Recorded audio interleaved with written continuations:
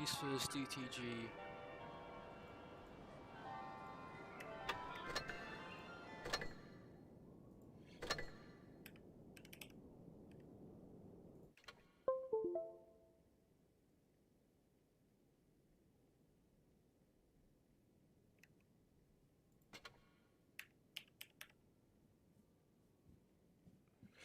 Okay,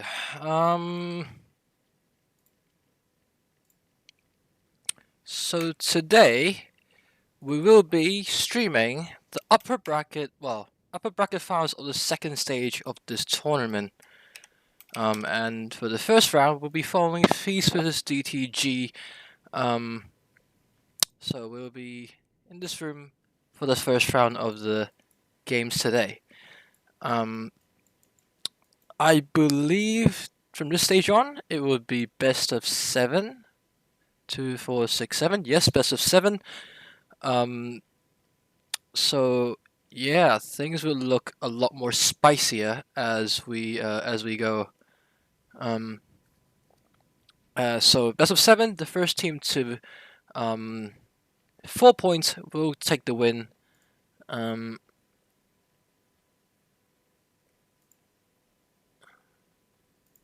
Just let me.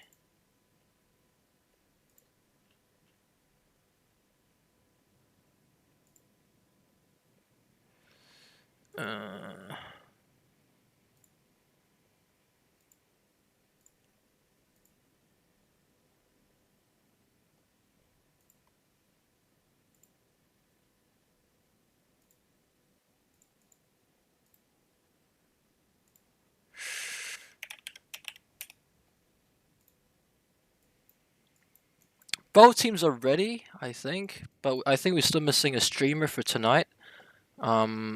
So yeah, things would look, hopefully, should start very, very soon as I try to fiddle with different stuff right now. Let me see the.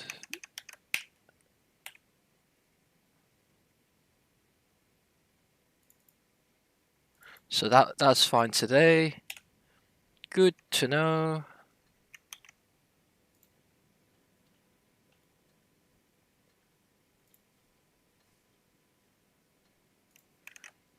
Good to know. Good to know.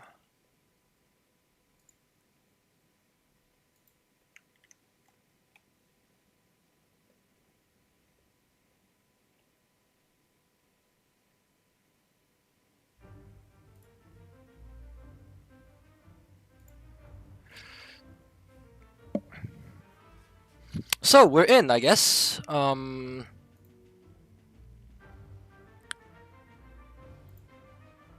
We are in. We are in.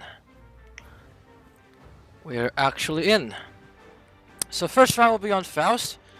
And Feast looks to take the triple yo setup once again. As we remember from yesterday, no, not yesterday, Friday, they also took quadruple yos in Fourth Despair, if I remember correctly. And they played very, very, I would say, extreme lineups at this level. But the games are already been started, and DTG's consistent B cap on Ice for alone. That tank's gonna get caught very, very soon. As he's gonna get multiple tapped by the M4s and the Yos and IS4s. He's certainly gonna go down. He does go down very, very quickly, and then hit points are heavily in the favor of Feast, as they're now trying to push onto second level 2 of the D cap, C cap, but they only gotta catch one tank in the form of 50B. Because most of these tanks are already set up for a mega crossfire in this situation. The only center surprise that's gonna be caught, but other than that, he's gonna be the bait and wait all for the M4 Yos to just delete them. 1.4k damage into the E5. Air Bulls takes a big hit. Air Bulls goes down, traded for hidden surprise. But I got the power from you is the next focus fire of Feast. At the same time, Q-Star Universe and QF is gonna be pushing on F Silver. But F Silver's gonna be trying to dodge that bullet right before it happens. I got the power from you, finally goes down. It's gonna be a 2 tank advantage for Feast, and F Silver is trying to solo fight this QF guy, which he should be able to fight very, very easily. He does take a big HE in the back. He does bounce on Q-Star Universe. Q-Star does goes down to James. But yeah, this game does look like it's in the back for Face. So if so, let's go down as though that means DTG have the mobility while Face don't have them anymore. But Pitbulls is now one shot. QF goes down as well. Now it's only Putt in a 1 versus 5 situation, which he won't likely to be winning. He might take down Mummy Milkers, but I don't know. That's the only prize he can take out of this round. As all of Feast is about to go ham onto him, and he does go down. It's a 1-0 in Feast's favor.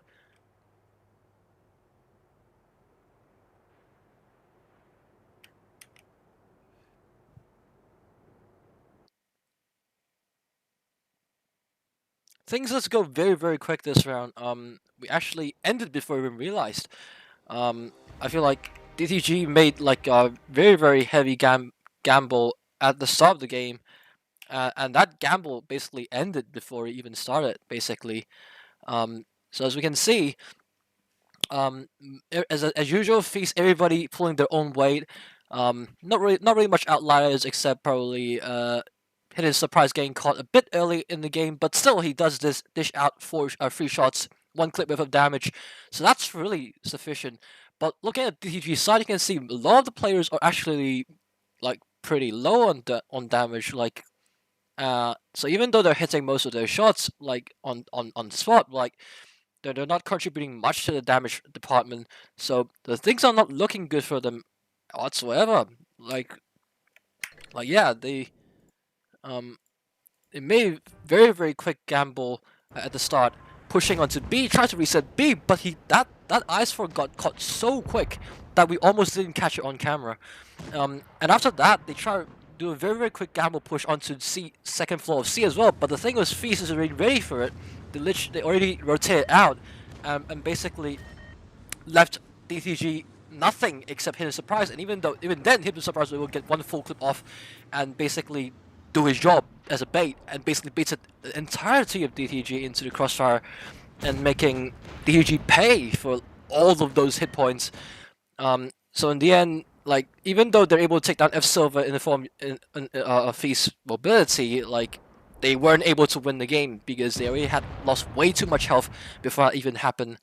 So yeah, things are not looking good for DTG from the get go already. So it was Feast 1-0. We're going back to Faust once again, and we'll be seeing how things go.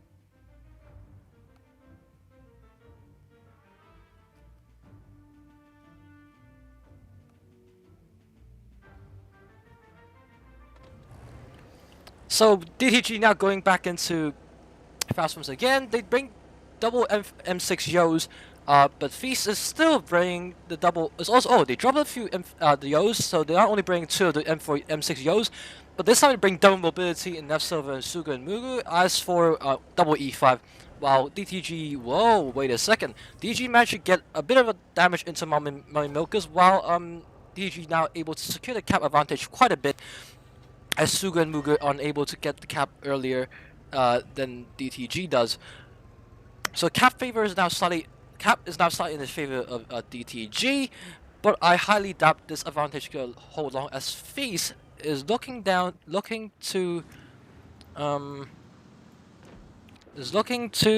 be setting up for a push. No, they don't. They call it off. So, well, things apparently will still go to DTG's favor for the time being, as Feast backs out from A side, leaving only 1 tank in the form of Elf Silver in the deep corner and Roadblock into covering that tank. On the other hand, DG seems to be on a very, very passive stance, as have the Yos in the in a very, very passive positioning. I doubt they're even able to react to anything at this stage, even if it happens. So they're very, very passive right now. They're just waiting for Feast to make a mistake. And I don't think Feast are expecting two Yos to be here, because I think they spot the E5s and Vickers at A. Yeah, they would have guessed that DTG's okay, but they spot the Yos now, so they know what's up. But Feast are now have to make a push because DTG is now also capping A. But Feast should have most of their but everybody should have most of their tanks having a main fight at C side. As DTG rotates in as well. It's gonna be 6 versus 6 right here, right now. And so we gotta see whether Feast are actually gonna be pushing in very, very quick yet. His surprise take a bit of flak damage, as Mummy Milk also takes a bit of damage sometime during that process. And DDG seems to have a pretty nice hit point advantage of just about 1k. But Roblox now stepping into C, so that means ATG now no longer has any cap in their favor, and they must push in onto the top before Feast are able to consolidate forces. They must either stop the us from capping, or they have to push back, which they're now starting to organize, but might be a bit too late, as Feast are definitely are ready for this already. 4 shots from Yos. That is 1.3k damage off from Hidden Surprise. That's gonna be painful. No, any time of the day. Hidden Surprise should be the first time to go down for Feast, and as the hit point advantage still goes to DDG's favor. But now I feel like DDG is gonna be going into a bit of a crossfire if they aren't able to determine which tank they want to focus next. Roblox takes down Kravargan and Pitbulls. And Necromancers now looks like they're being the focus of the team, but Vickers is now going to be low as well. Things are not looking good for DDG, as they also now have a hit point disadvantage, as well as a cap disadvantage. DDG's Vickers is going to be gone, so now DDG has no more mobility. So despite they're able to take down the Yo of Feast, they're now 2k hit points down. Well, 1k hit points, a bit more than 1k hit points down. So even though they're able to even the scores a bit, so it's 4 versus 4. But the hit point wise is in Feast's favor pretty firmly, and they still have the mobility in the form of F Silva. So F Silva's gonna now try to take down Q-Star Universe. Q-Star Universe now one shot. He's gonna go down very, very soon. And even though he's gonna have 2 shots, he might not have the chance to dish him out. So even though it's gonna be dangerous, he goes down. Feast's mobility is making things look like it's magical. So DDG now has 2 caps, but their cap point is so low compared to Feast. They're not going to get the cap win at the stage. They have to start killing tanks, and even now they won't be able to get the kills because Feast mobility are circling them, playing them like crazy. So Yo in putt is going to go down very, very soon. Airbow is also going to go down very soon. It's basically wrap up time for Feast now. So even though DG has 2 cap, it doesn't really matter at this stage. You're just wrapping up kills. And yeah, Feast is now 2-0 up.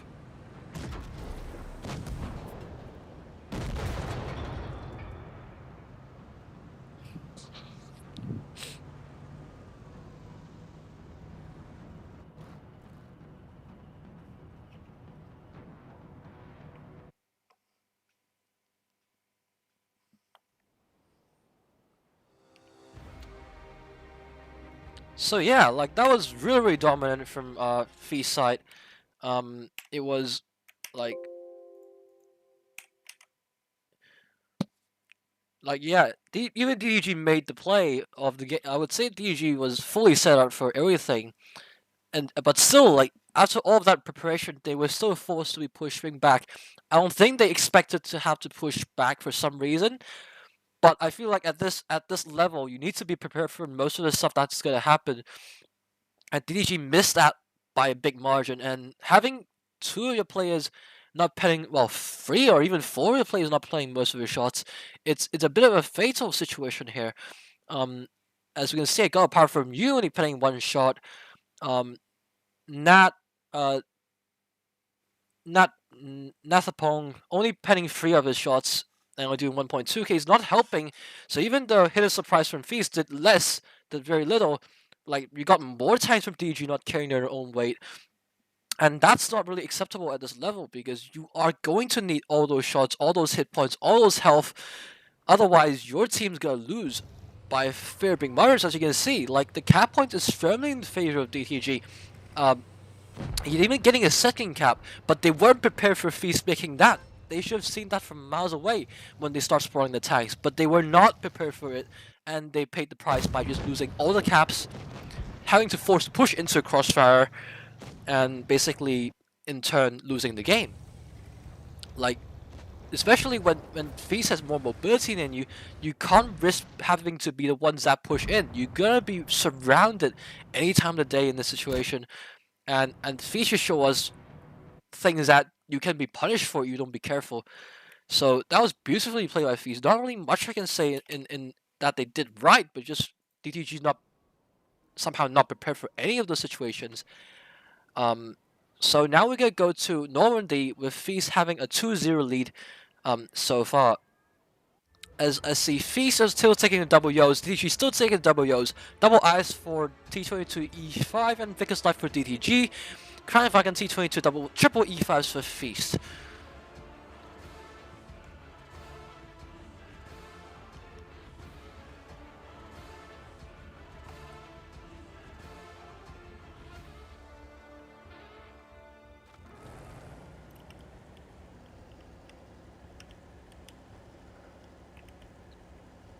So, DTG's got Vicalize soloing mid spot. Doesn't seem like he spotted most of the Feast tanks, so that's gonna be a bit misinformation going to DTG's way because he didn't stick there long enough. So he's now trying to contest the A cap, which he does contest, but he might be in a bit of trouble because none of the DTG's tanks are close enough to support him in case he get rushed. Natapong may be close enough, but he's gonna be still only gonna be able to farm the crossfire. But now most of these payloads are spotted. DG should know what's up right now. As Sugu now rotating down to deal QF. QF's gonna take a lot of hits and he's gonna go down as well. He does go down by Yo. Did not expect that to go down very quickly, even though DG got most of the information out of that. So that was a misplay from QF and the Vickers. And that roadblock is already pushing down very deep and trying to flush the T22 out. So DG is now in a very sticky situation. They will need to counter push somewhere if they want to at least have a chance to save this game. But they're not pushing anywhere. They're even letting Feast pushing it this deep with 3 tanks, and they are forced to reactivate on this flank. This is something else from Feast. They are going very aggressive, and Air Rules is now being taken down to a 1-shot. He's gonna go down anytime soon. He does go down. So even though Feast has a 2-tank advantage, his hit point is actually very even for both teams. DG wants to focus on the Milkers as soon as possible because he's been very dangerous in that positioning. Q-Star Reverse is gonna take him down. Now the next focus should be hit a surprise as he's now at half health. Roadblock is now fighting Putt, which Putt should be able to win that fight any time of the day. Hit point is still neck and neck. So now DG is starting to try to crawl back that bit of a hit point advantage and tank advantage. Natapong is now in a 1-shot though. That might prove to be a bit tricky. Get a bit tricky in this situation. Though hit point is now starting to get in favor of DTG a bit more. It's around 1k. Fluctuating a bit higher and lower at times, but it's still like a lot of the hit point is starting to go away from Feast's favor, and now it's all down to DTG's focus fire. Earlier they're able to focus the same tank together. Yes, James does go down, but I got the power up from you. It's gonna go down very soon. Sugamuga should need to go down ASAP, otherwise he's gonna be able to reload that 2-shot clip, and he does go down though. So it's now 3 versus 3 with T22 and a 1-shot T22. Both T22s are 1-shots from both teams. F Silver does win that fight right there. It's 2 Yos versus 2 E5s and 1 T22. So if the Yos are able to get all their clips out very quickly and very effectively, they should be able to win this game. Clutch goes down. Hidden surprise, is that a 1-shot? Oh no, this is actually gonna be a bit tricky. The Yos are now in the clip reload, and they will be farmed quite a bit. Not sure if FC was able to get that shot across. Hidden surprise bouncing, that shot's gonna be very fatal for Feast. You will have 2 Yos, all fully loaded, all shooting at him. He's dead. It's now 2 versus 1, and DG will have the chance of a lifetime to at least get one score back, 1 point back in their favor. And yeah, like things are looking very good for DDG. Even though they're forced to be pushed, they're forced pushed in by FaZe, they were able to react. I would say even though FaZe go that aggressive, I think DDG did alright by being the reactive guys. Because I feel like the reaction in that situation in an unexpected event, it's probably actually better than all the planned events. But FaZe, if Silver takes down one of the Yos, it's gonna be Q-Star Universe versus F Silver. And F Silver's gonna be capping C away, and he's gonna be off very soon. Not sure if Q-Star Universe is able to chase him. Does he have a speed boost to chase F Silver? Because he's going to be gone. He does have a speed. He does have a speed boost, but does not feel like he's gonna be able to land that shot very easily. Oh, he does hit that shot. So that's gonna be 1 point for DTG.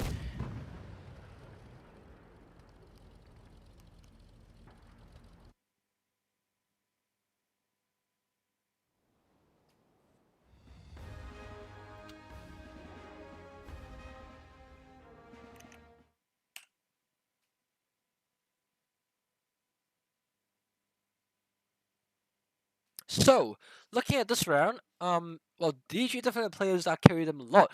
This time is actually looking a lot better. Or most of the team, most of the players in the team are actually carrying their own weight, which is good to see.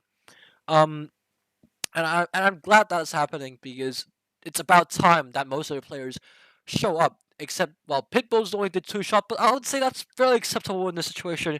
You have one player doing not a lot, and you can actually get away with that. Not really much of an issue. But FaZe, despite all of their teammates doing a lot of damage, it does seem like they're a bit disoriented in that push. Like, yes, they were able to go that far into the advantages, but I feel like pushing that deep into the B tags of DTG might actually be a slight mistake. Like DTG's passiveness might actually, I feel like I've called it wrong inside the game, but the passiveness of DTG at around B side could actually have helped DTG secure the victory right there.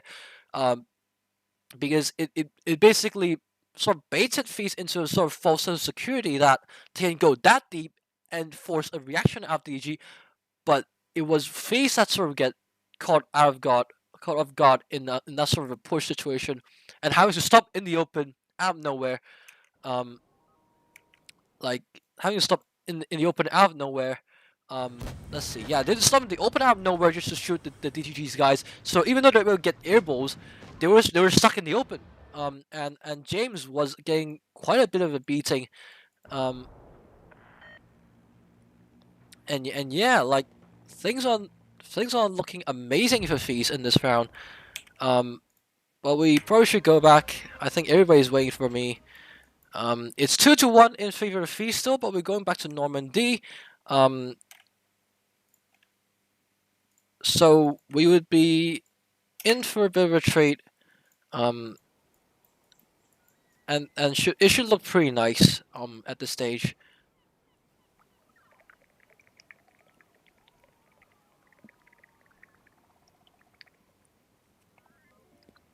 As a reminder, because this is an upper bracket match, the loser of today's games won't be eliminated just yet. They're only going to be knocked down to the lower brackets. But still, a game win is a game win, and this will help you massively if you're able to win the games right here, because you will be able to play the second game later on in 8:30, and basically get sort of like a free ticket to the next stage if you're able to go to the finals already. Go to the finals of this stage. So both teams are gonna be meeting early on at top. Q Evans actually rushing into A cap into double T22. He's taking 2 hits from it. But that's a really reckless move. If you see 2 medium times on an enemy team, you should be expecting that to happen. Not sure why DDG didn't take that into account. So FaZe is not going to get a cap advantage and hit point advantage because QF took a lot of hits. Is also taking a large hit, amazing, a lot of hits in the T22. He's going to get almost taken down. There's a 1 shot now. I got a power from you. He's also going to take a lot of hits. Hit poison freaking in the advantage of FaZe. He's now getting pummeled. in the open. Airbo's gonna be next if he doesn't get out of dodge. And this like a massive advantage for Feast. Put in the T22 is taken down, and Feast is not pushing the advantage. They're gonna be double teaming this Vickers very soon. Even though James goes down, things are still looking very well for Feast. Airballs is not getting focused, so that's gonna be a slight issue for Feast. His supply is also a bit low, so that might be an entry point that DG needed to come back into this round. As it looks like he's gonna be a focus of DTG. He's taken down. So it's a 2 vs 2 trade for both teams. Hit points starting the advantage of DTG, and it looks like if DTG's able to keep this focus fire, they should be able to win this game. Well, not easily, but should be able to win this game. But they lose 2 tanks right there. So it's now up to the Yos to instantly delete some tanks. Otherwise, they'll be in a bit of a trouble. They're chasing Yo roadblock all over the place, and they're losing a lot of hit points doing that. Not sure why they didn't opt for a 2-side approach, where they're trying to go for the same target in two different ways.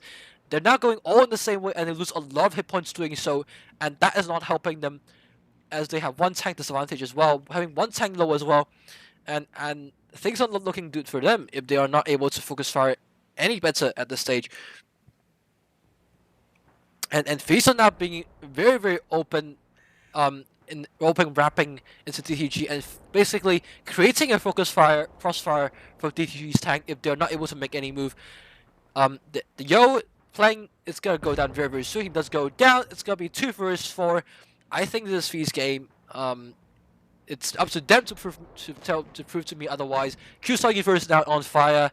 He should be down. He does go down. It's a 1 vs 4 by Master Gaming, but I don't think that's likely at all. So he's gonna go down very soon. He does go down, and it's match point for Feast.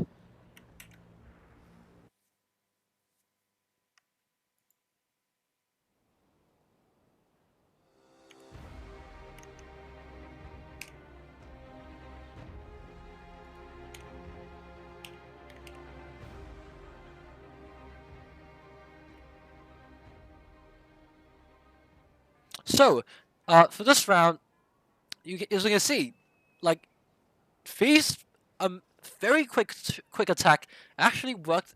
I would say worked in their favor, as they caught QF off guard, Put off guard, Airballs off guard, but he wasn't getting killed. I think it was I Got the Power From You got caught as well, even though he survived quite a long time after that. But it was a really shocking quick attack from Feast. They got the Yos up at mid, and instantly QF was spotted and almost taken down. Put was instantly getting deleted in T22.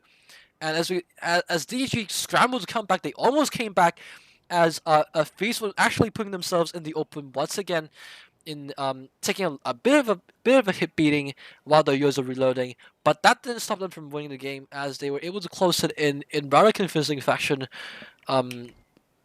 Even though, as that initial advantage was actually very massive, and QF got caught,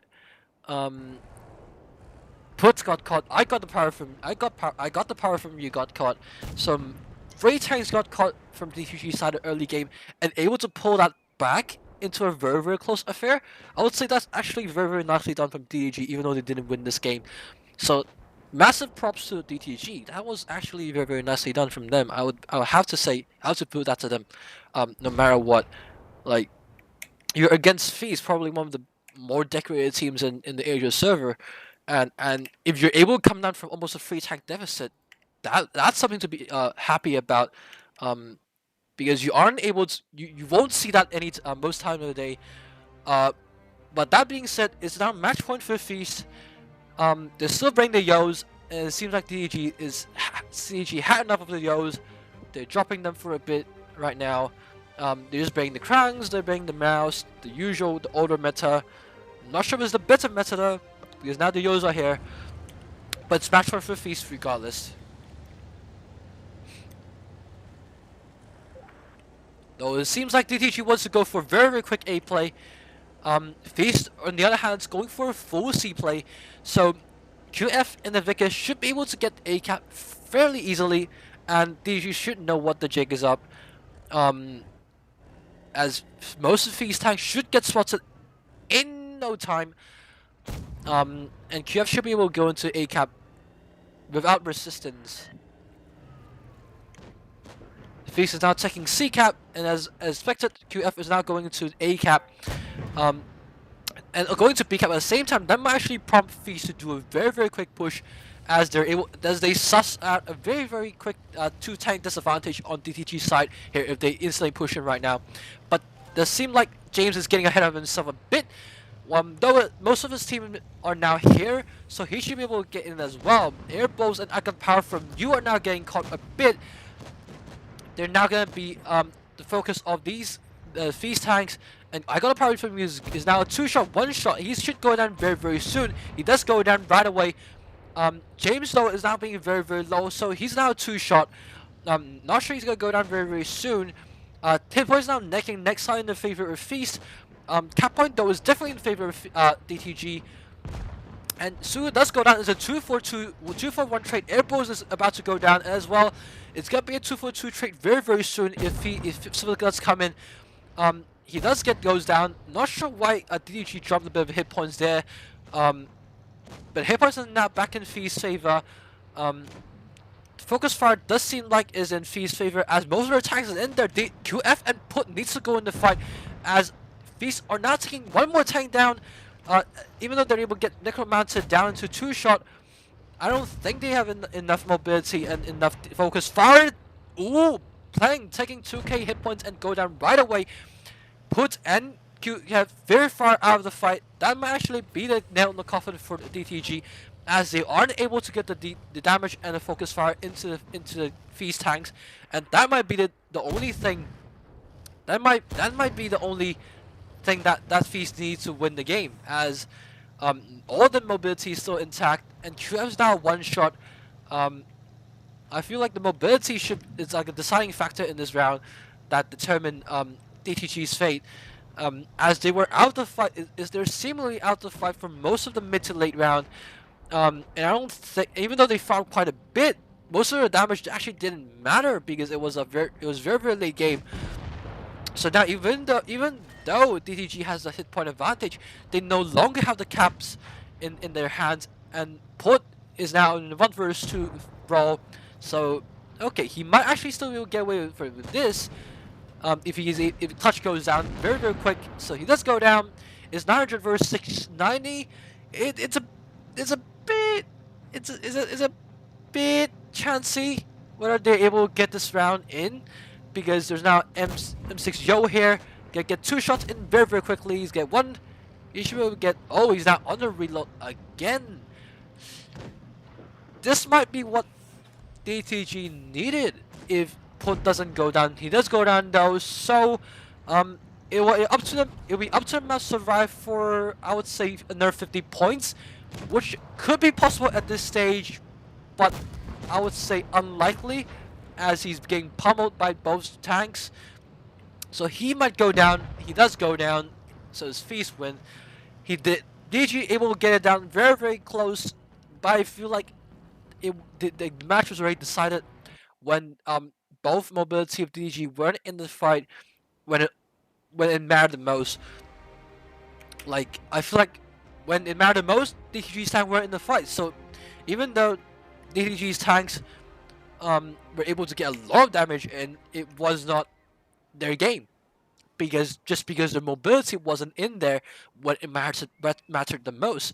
So you can see in Feast side, only James did 1 shot worth of damage, but that wasn't really matter because he opened the fight for Feast, and he was the first one to suss out that, okay, DG now has a tank, 2 tank disadvantage here. It's our field day here. We can just delete all these tanks here and have their tank force rotate in, and that's what they did. I got the power from you, instantly got deleted very quickly. Like, they went in without a doubt. So even the Master Gaming and the Mouse were able to get almost 6k damage in. QF able to get 2.5. Pot able to get 1.7. Like that's actually even in the low side, to be honest. I would argue that you actually should be able to get more than that into the fight, if you're able to get into the fight a bit earlier. So QF and Putt, if they were able to be in the fight a bit earlier, I feel like they were able to get probably 25%, maybe even 30% more order damage. So that's a bit of a drop of the ball from DTG. From mobility side, I feel like if they were in the fight, as what F7 did, he did 4k damage with 1k assist just by being inside the fight. So that's massive from the mobility from Feast. But on the other hand, if you look at the mobility, 2.5, 1.7, that's just barely what F7 did. So F7 single-handedly did almost more than Putt did almost more than Putt and QF combined. That just shows the medium tank difference of these two teams and how just being in the fight in mobility, not when your team is taking all the fights together, can be so helpful for your team, because that's the main fight and that fight matters the most. So if you're there, you win. If you're not there, you lose. That's that simple.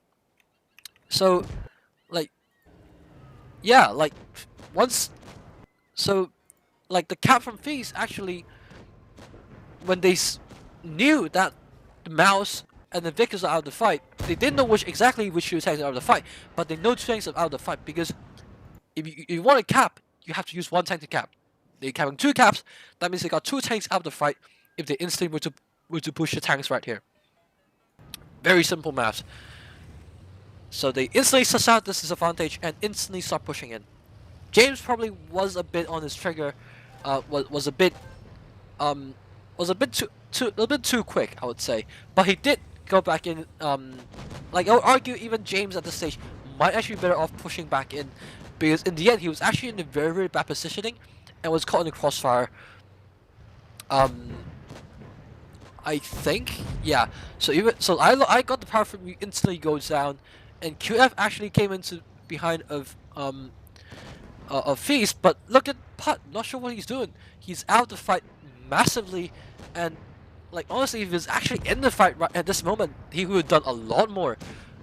So as you can see, the hit points are still neck and neck. So if he's now in the fight, like all the Feast players are spotted, why are you still flanking behind them when they're literally already away from the fight? Like, when you need to be aware of where the fight happens and how you engage in the fights, because right now it's like it does. If you look at the video replay, it does not look like their mediums are engaged into the fight whatsoever. And just only when the heavy tanks died, they start throwing the damage in. So, like, I would think, I could make a very, very rough guess right now that both of the mediums did less than 1k worth of damage right now, at this stage. And that's where the game ended. I will tell you, this is where a game should have stopped. That's where a game that's where the game, that's where anything stopped mattered, because Feast already took care of most of your heavy tanks, and your Mouse is stuck in the fight as well. So even though he's able to get out of the fight, Feast instantly pushed for mobility, and mobility sucked. Look at how fast QF got dropped.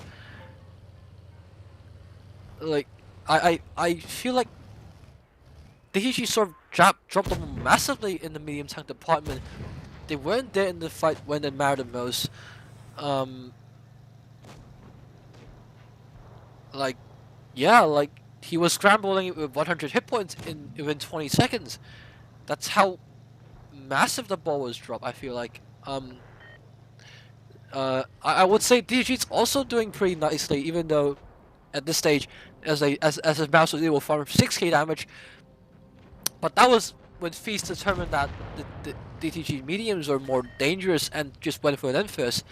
So, like, Master Gaming was forced to try to scramble a lot of things from himself.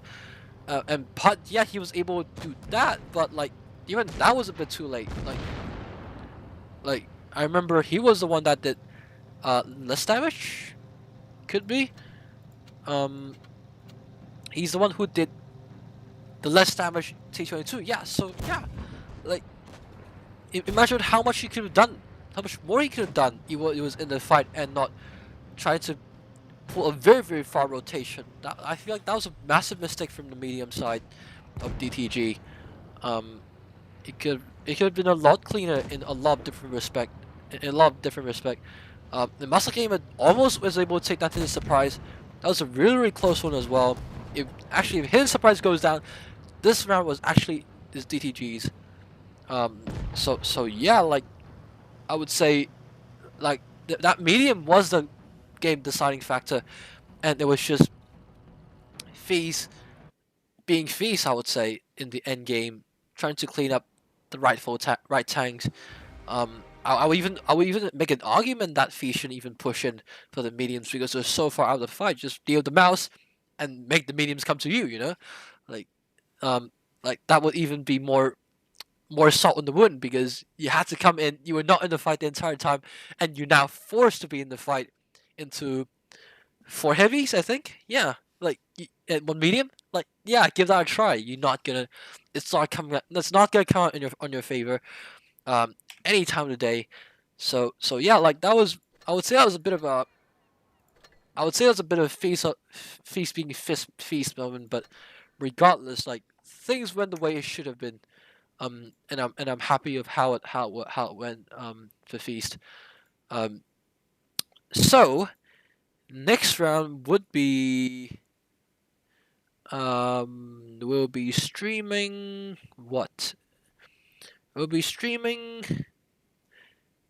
RN versus TST in 20 minutes. So, yeah.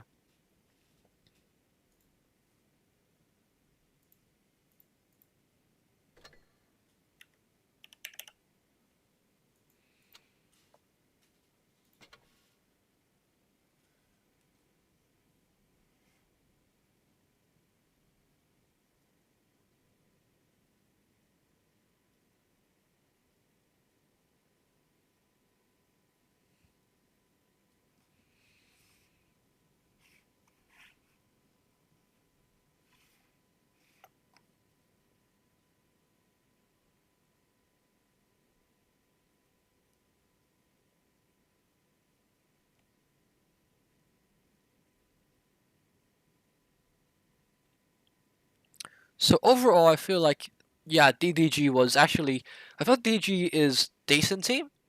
Um, but obviously looking at Feast, they're obviously a way better team. But I feel like even Feast dropped the ball a bit at times with I feel like James and his surprise getting caught. Like some of them were fine, but like further bleeds from further bleeds were a bit um I would say um a bit unneeded. But like overall, I feel like their gameplay was what I expected them to be. As usual, pretty clean in the focus fire. Like if we look back, most of the players have basically penned all of their shots without any issues. Um, and that in turn basically means smooth sailing games for Face. Like um, and that's really what's down to in most of the time, where you're able to get your team to focus the same target at this level, and where you're able to get your team pen every shot at this level. Because if you are bouncing one or two shots here and there, that's gonna be pretty painful in the long run. Um, that's something even I struggle to do sometimes, like as in getting all your shots in. Um, yeah, actually, I never saw my own stats in terms of penning my shots, but I feel like my pen rate might actually be a bit less than what I should have been at. As well. Um, like sometimes I'm even not pen most of my shots at all. So yeah, I probably would be the guy that dropped the ball if I were it was the one that was playing. So yeah.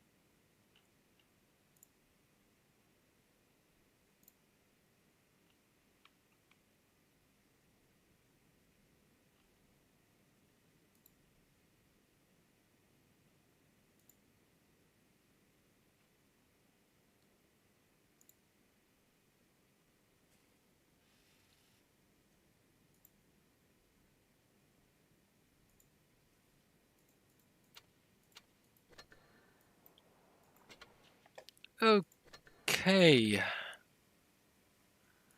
What can we expect for Blitz birthday? When's Blitz birthday again? Next week or something?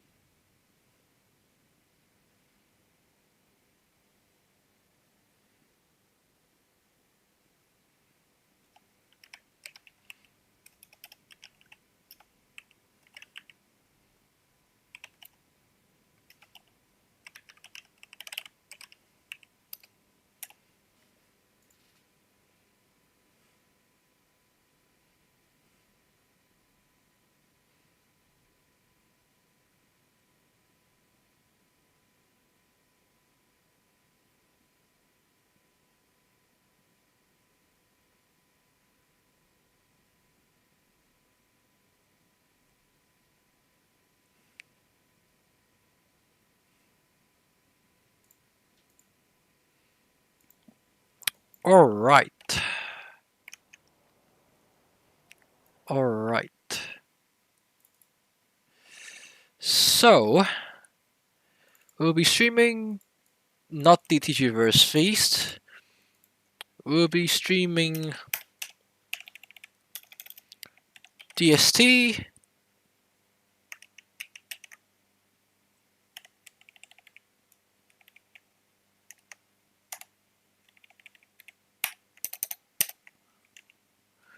versus RN.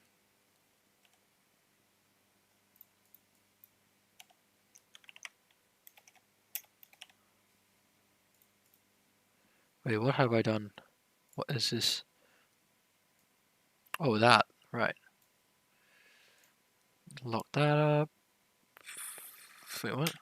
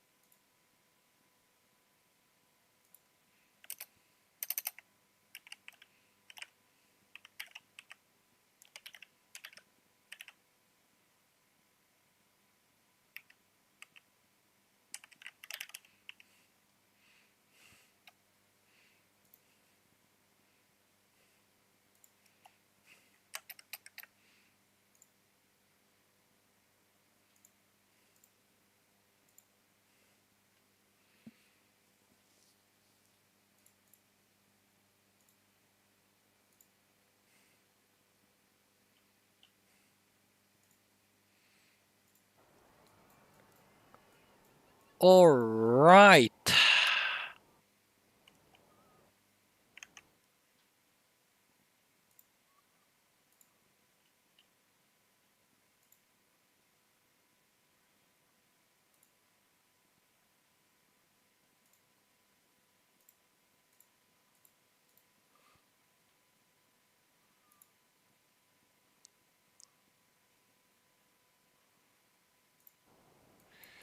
Are we ready? Are we ready to have the rounds? So this will be a second upper bracket rounds. Welcome if you're just joining the show. We'll be streaming RN versus DST. DST last time showed us an amazing 3-0 against who was it? Wait, who the fuck was that again? I forgot, but it was the show was a amazing 3-0. I'm guessing that I want to see them. I'm actually thirsty to see that once again. But we're now in best of 7 once again. We're now in Castile.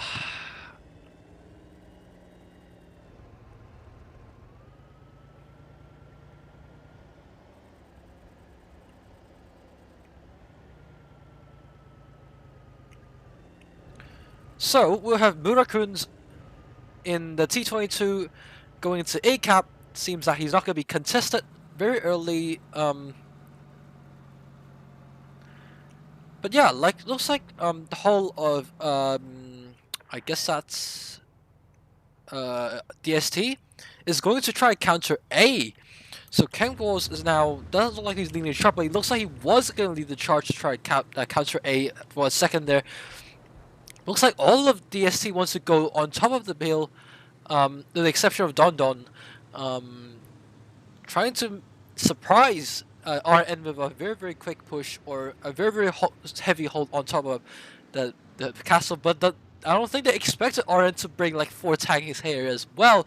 So this is gonna be a very interesting brawl if it does turns into a brawl anytime soon. So yeah, I'll be watching this. We'll have to be watching this flank because this could be a very interesting fight right here. Most all the tanks of the DST on the castle is spotted, so Arn should know what is up, what the jig's up, and they will now be pushing and trying to take care of Kang Walls. He will just take 1 shot for now and didn't take any further hits. Ishan also takes 1 hit. But it doesn't seem like any further engagement is going to be taken from DST's side. They're trying to back out of the fight. So it does seem like they are conceding a bit here on the castle front.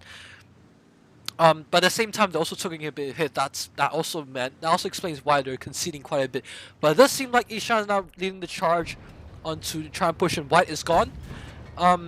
White, not a piece taking a free shotgun on Yo, surprisingly. This is the first time me seeing somebody taking a free shotgun on Yo, but that gun does have massive DPM, but White is gone! It's actually gone! So now Tommy, Drabado, and Ploy in the castle left for RN. And another piece is now gonna be full reloaded already. That's the advantage of having a free shot Yo. But they need to push into these free hangs very quickly. TGLTN in the Leviticus line is gonna be flanking Don Don very quickly, and Don Don is now also being fighted, setting an engagement against Alpha CK, which he doesn't have DPM against. So he's gonna get burned down very quickly if he does not have support, or if DST doesn't know when to push. Yes, they're not pushing now, but now RN's already all dropping down to river. Drabado, Mint, it's already taking down to a free shot, into a 2-shot. He's now 1-shot. He should be taken down very soon as DST takes him all collapsing him onto these tanks. But they now be careful whether they want to go into such a deep crossfire or not, because all of RN's already ready to set up crossfire for the river. Murakun's taking a bit of a beating, 962 health going into him. Tommy's now 1-shot. He should be going down very soon. Damn! Almost said it. The biggest life from DST is taking down Tommy. You in the caravan is now it's a 1-shot as well. He don't want to poke anymore. Our seeing is a bit low though, so DST would want to push into Ploy, because if he doesn't go down, he's gonna be holding the tanks back. DST, biggest life from DST goes down. It does seem like DST is now a bit stuck on what time they want to push. King was and Play want to kill Kickshaw first. He does go down. You goes down as well. It's now a 3 versus 3. But all of DST's hands are now stuck in the crossfire situation. They need to push in. King was now 1-shot. It does seem like Murakun's is gonna take him down. Naharp is now very low. He's at 3-shot Yo, but if he start missing shots, he won't be able to kill Alpha CK. He has only 1 shot left. Alpha CK should go down. He does not go down. So now it's a 2 versus 2. Alpha CK is now 1-shot. He needs to go down to TGLT and also needs to be focused. Naharp wants to take out Alpha CK first or not. It doesn't seem like he wants to. So a 3-shot onto TGLT and should take him down very quickly. TGLT has now 1-shot. So if Vegas Light goes down right now, our DST should be able to secure this round. But doesn't. Oh, that's a low roll HE. Obviously, this goes down. Is now Vickers does go down. So that's DST's round. But that was looking very close in a few different timings. As you know, both teams were basically fighting at hill. So it's a bit awkward to see both teams fighting on a full-blown hill fight very early on, and even weirder to see people taking a 3-shot Yo, because that tank has DPM but does not have that mega burst that makes it so, I would say, popular. Like Feast takes all 2 shots if I remember correctly, unless they took a 3-shot under my nose that I did not see. But having the 3-shot on the Yo, meaning that you gotta be ditching that clip potential, and you know, like it's a bit, you know, it's a bit sus at times, but you can dish out a lot more DPM than your average heavy. So yeah, everybody in DST carrying their own weight. Everybody penning most of their shots. A bit of outlier Alpha C. Well, a bit of outlier is, well, there's no outliers DST, but there is outliers on our side with Alpha CK, Tommy, TGOT, and even Murakuns. You can arguably say that not penning all the shots they should have, because if they pen every single shot, I think RN would have taken this round.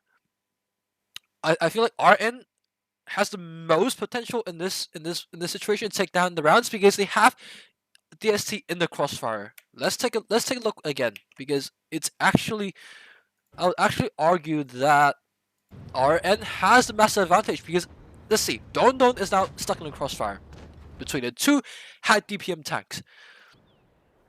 And yes, like, yeah, and now our DST has the focus fire, is now in the focus fire. So Ishan goes down, but somehow DST are able to trade their way out of it.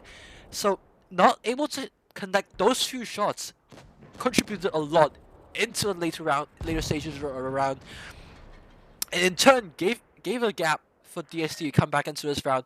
So this is where you see a top 4 team making a minor mistake just by not paying 1 or 2 shots by a few players, and a rising team like DST just took advantage of it and instantly slammed you in the face for doing so.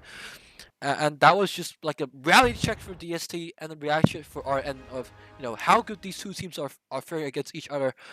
And I feel like, yeah, DST came out on the top just barely, but they came out on the top. So we're now going back to Castilla once again. And yeah, things are looking very good for DST to start with, as they're now in a 1-0 advantage. It seems like they dropped the Yo. But that shouldn't have any issues as they're now taking a Hori. This tells me that they want to play a more of a holding situation, getting a cap. Sorry, excuse me. Getting an A cap and an extra cap advantage, and then they'll be sitting back a bit. You know. They'll be sitting back a bit just to force the enemy into the Hori fire. But that doesn't seem amazingly likely, because they aren't going for any caps just yet, and RN is going very aggressive onto B and C side, so they might be able to get a cap advantage if TGLTN is able to cap C without getting resetted. It doesn't seem like Ishan's able to spot TGLTN, so he should be able to get the cap without any issue.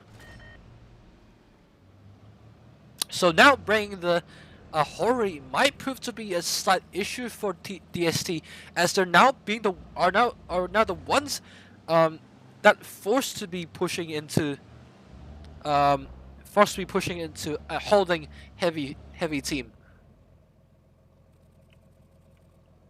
So cap points now going to be slowly starting to stack onto the RN's favor, and DST will eventually have to push. They can't be really scrambling a lot of time to try to figure out which side to push. If they're trying to gamble a late round chaos situation, then and get a cap, that won't be likely because they won't be able to win on caps either way. So they need to make a move, I would say, as soon as possible, without trying to, you know, be late about it, because the later you are, the less opportunity you have, and RM will be ready for whatever you're doing. So I reckon the best timing to push in, it will be now, or even just 100 points later. That will be the best timing to push, because usually teams will be pushing in much later, and even then they would have a cap on under their belt, and now like DST doesn't even have a cap under their belt, so that would be very sketchy, by all means, and yeah, like they're not getting A, but it's gonna be very slow, and it's gonna be a bit too late in my opinion.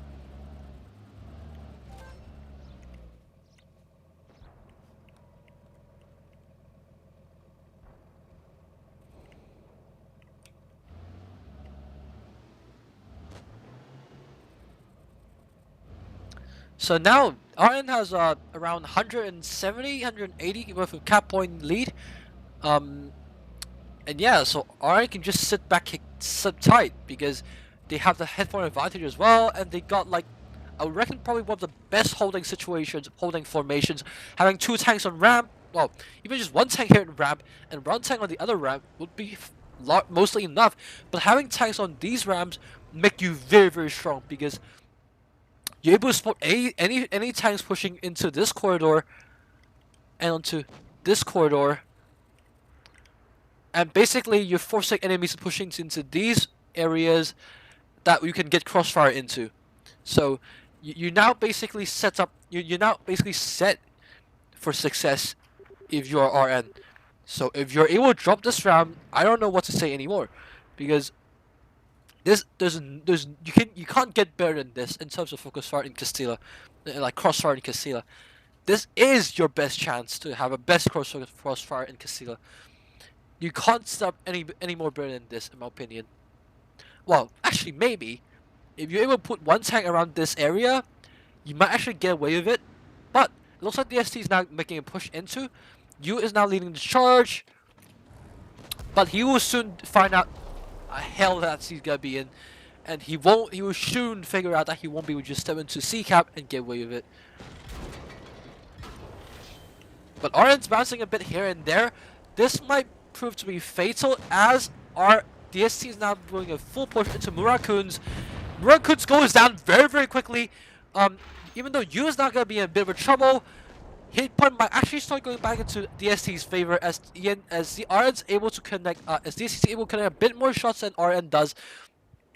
Don's not able to farm off for days in the hurry, but doesn't seem like RN's gonna be giving him a lot of things to farm, so he has to go into the fight as well. It's gonna be 1,000 hit points in favor of RN, but DST's tanks are not in the fight. That might just be what that seals the fate of DST.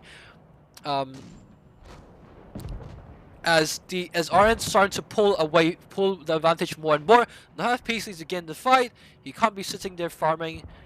Tommy does goes down. It's a 4-3 trade in the end, but the Vickers Light of DST is way too low, and he's not able to get in the fight in most of the time. So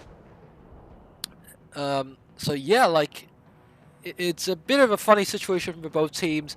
As they're not just trying to scramble, sitting onto the cap. Ooh, Don's getting deleted in the hurry. Alpha is now pushing into not have P's. He's soon to go down. I feel like he's gonna be going down anytime soon. He does go down, so there's now a 4 versus 1 in against the Vickers Light. And this is 1-1 for RN.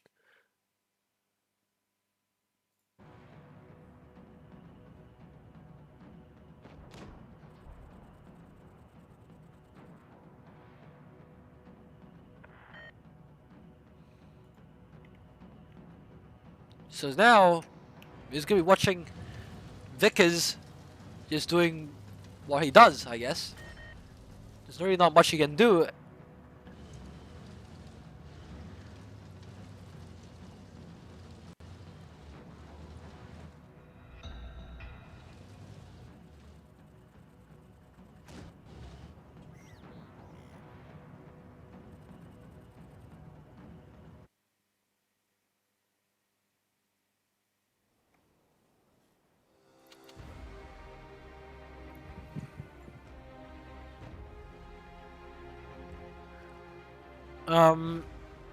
But yeah, like I feel like DST dropped the ball a bit there, but not going to catch at all. So as we can see, Yu did 0 damage because he simply he wasn't in a situation where he can actually push in. Like there was nothing he can do. But other than that, like Arn again dropping a bit of a shot, like, but still, that I feel like that was alright in many sense. They do it, but they have the perfect crossfire, I would say. Drabado, I maybe dropped. I think he was the first tank to drop. I feel like, yeah, he probably was the first tank to drop. That explains the low damage, but everything else points very positive for RN side, as they're able to set up a crossfire very, very early on, without fail, and and that's basically it. That's all really you need. A very nice crossfire at start. That basically sets you up. But DST not taking a cap also sort of meant that they're working with 188, 190 cap deficit. That really meant that they were all forced and tunneled into pushing one side for some reason. Not sure why they were so obsessed with pushing into one side, because that basically meant Arna had the best Fury farm of their life, and you only did 1 shot of damage. So yeah, even though they're pushing that deep, 9Ps and the Vickers Light were so far out of the fight, that really meant that they were not in the fight. Yeah, basically that. They were not in the fight. So, yeah. There's really not much to dissect in this round, because it was basically a lot of fundamental things that didn't went well for DST side to begin with. And yeah, like, if DST had a better fundamental start to the game, as in getting the cap earlier, and able to set it into multiple pushes, multiple force push, that might actually go slightly better for DST than that, I would say. Like, they had almost flawless focus fire during that push. I would argue. So yeah, going to Alpine tied 1-1. There's still no Yos in sight. In this game. Does seem like these two teams doesn't really like to use Yos, so okay. I guess it's something that you can look forward to, the old meta. But it seems like DST is going into A side, RN going into a bit of a spread out formation, a bit of A, a bit of B, but having TGLT and going to the C side, contesting the other Vicar side from DST side.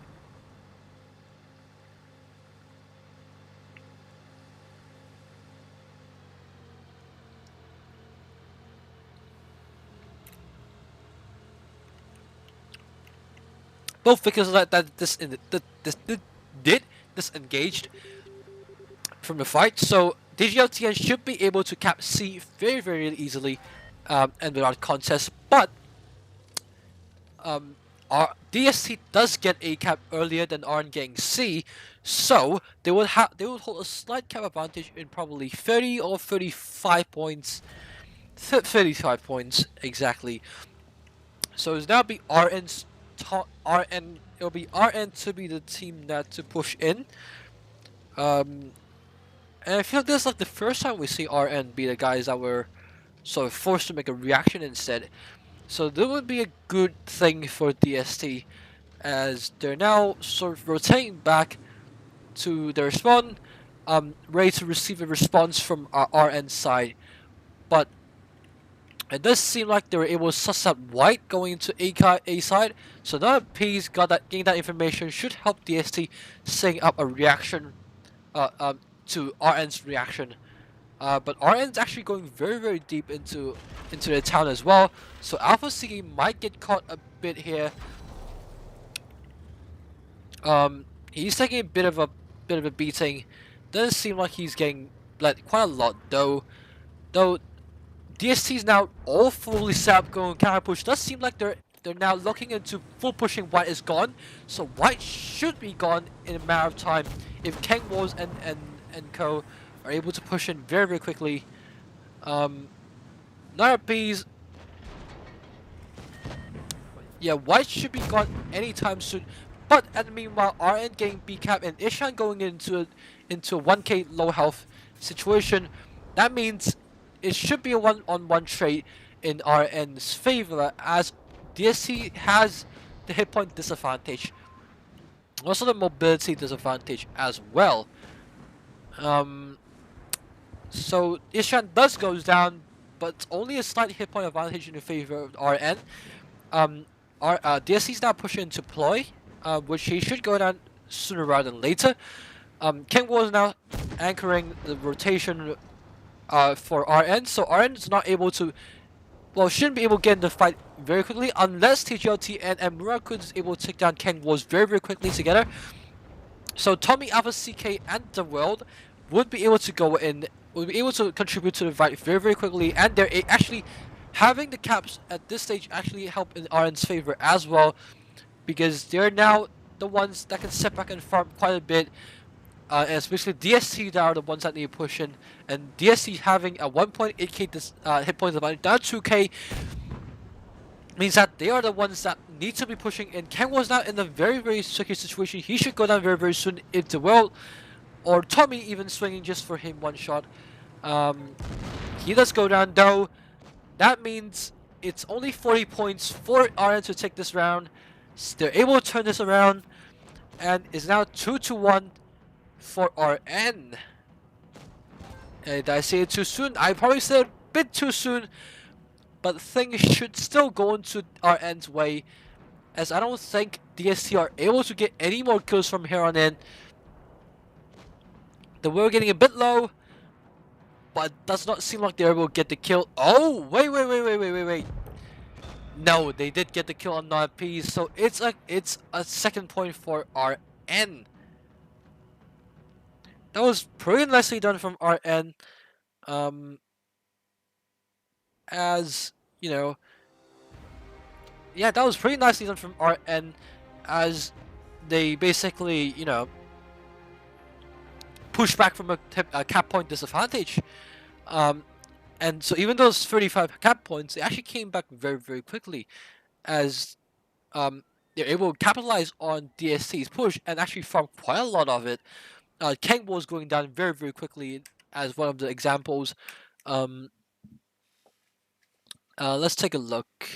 Yeah, Kang was getting farmed, so that meant he weren't able to contribute a lot into the fight. So even though he actually did quite a lot, but on the contrary, the Vickers from DSC didn't actually achieve quite a lot, having a 57% pen rate. And same with Don Don only having a 62% pen rate. So both tanks not paying all of their shots. I wouldn't say that mattered the most, but like bleeding a lot during that push actually meant quite a lot. So aren't everybody as usual? Everybody in this case carrying in the old way. Only White taking a bit of early leave because he was getting focused early on. But other than that, everybody in RN did pull their own weight, so that's a very good thing to see. But yeah, like I feel like DST having that hit point advantage and somehow losing it during that fight was the reason why they lost. So looking at this push, Kangwolf took a lot of a beating during this push, and I feel like he's turned the reactive armor a bit too late. That basically meant, yeah, he took a lot of hits doing that push, and he even used that reactive armor a bit too late, I reckon. So that meant Arna's able to farm up that tank, and because of there's only one Vickers on the DST side, that meant the double mobility setup of RN is able to lock him down and lock him out of the fight most of the time. And Kang was can't really do much other than trying to lock down the push from medium side of RN. And the end is basically just RN doing things one step at a time and able to lock down DST's approach, and that basically was enough for RN to take the victory.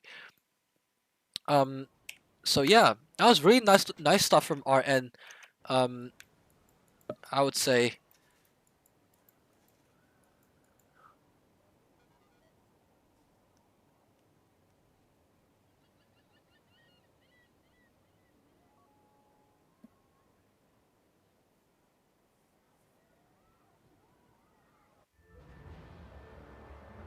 So we're once back into Appenstat is 2-1 in the favor of RN.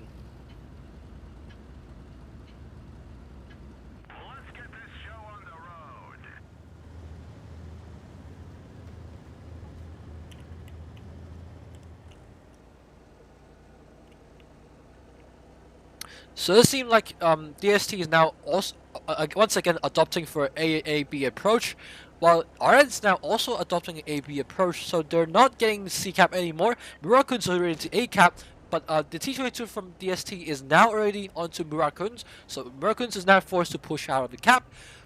But at the same time, there's a bit of a fire going on inside town from Alpha CK. But it doesn't seem like any hit points being lost from DST just yet. Ishan is now pushing in quite a bit, so Alpha C is taking a bit of a beating, but nothing major yet coming from RN's side, from either side actually. So it's gonna be a bit of a stalemate. But Kanamu is now going into in the E5 going into C cap, and once again it's Rickshaw this time going into A cap. So that means there will be a slight cap advantage from RN's side. It's not going to be that much though. So, also RN's taking a very, very deep A stance. That really means that DST might have to push back, go via A cap, or actually catch a timing if Alpha CK goes a bit too deep. If Alpha CK goes any further, he might be in for a bit of a treat, a bit of a trouble for himself. So you might want to avoid going a bit too deep. So that's what he wants to avoid. So he gets spotted. Not sure if DST able to catch that information. and capitalize on it, but they're now getting B. So whether the world and white is gone is able to, well, actually they're just pushing through it. So it's not even a, so this is just gonna be a push onto RN's force.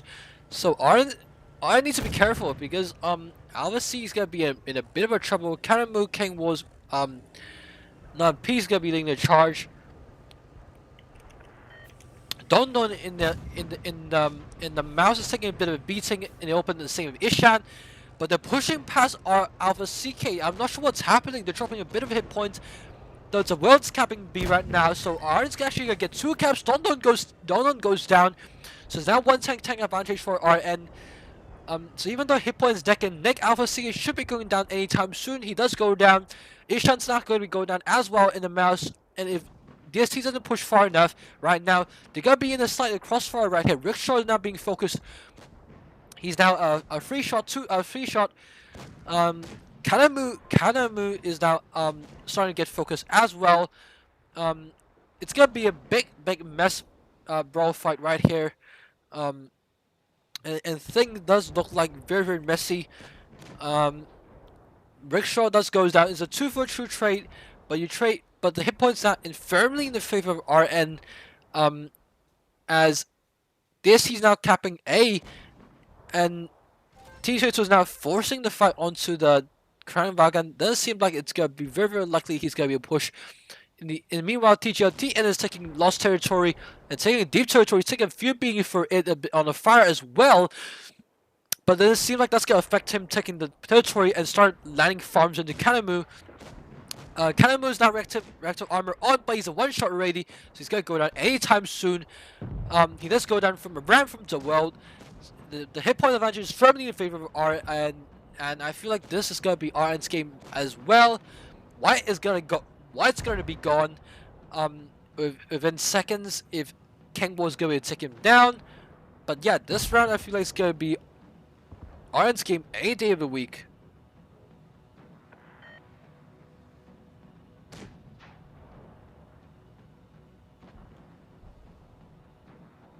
There's only Kangbo's left in 1 vs 4, and yeah, it's gotta be RN's game.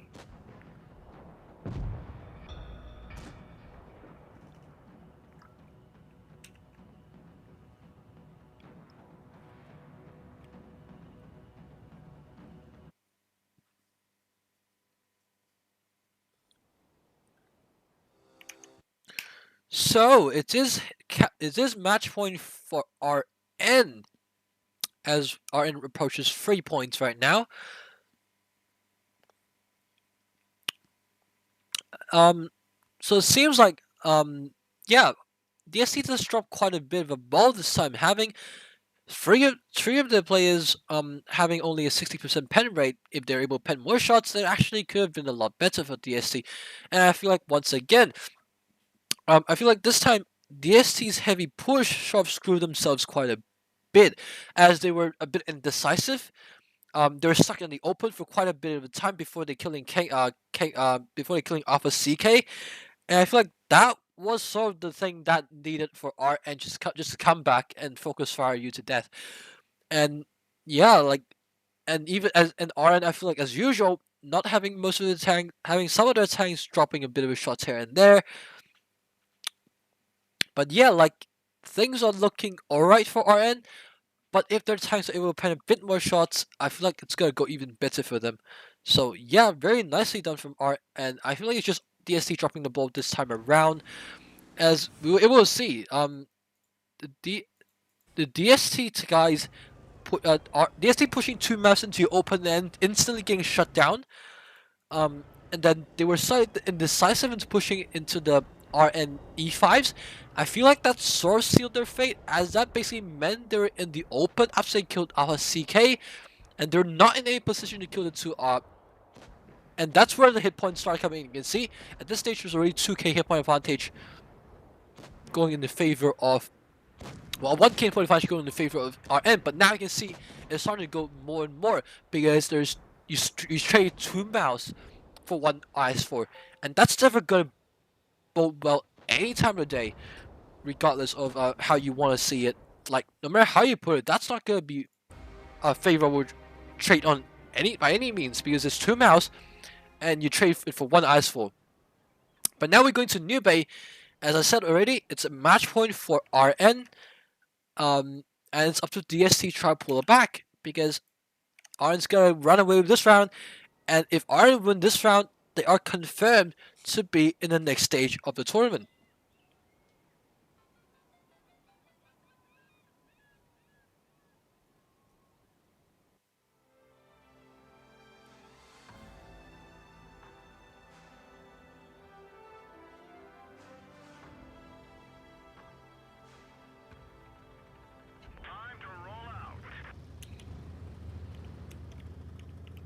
So, we're now at match point.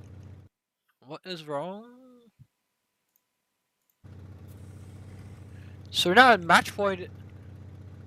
What's wrong with FPS? What the hell? Anyway, we'll just go with this one. We'll check that later. It seems like both teams are gonna be having will be on an AB fight very, very quickly.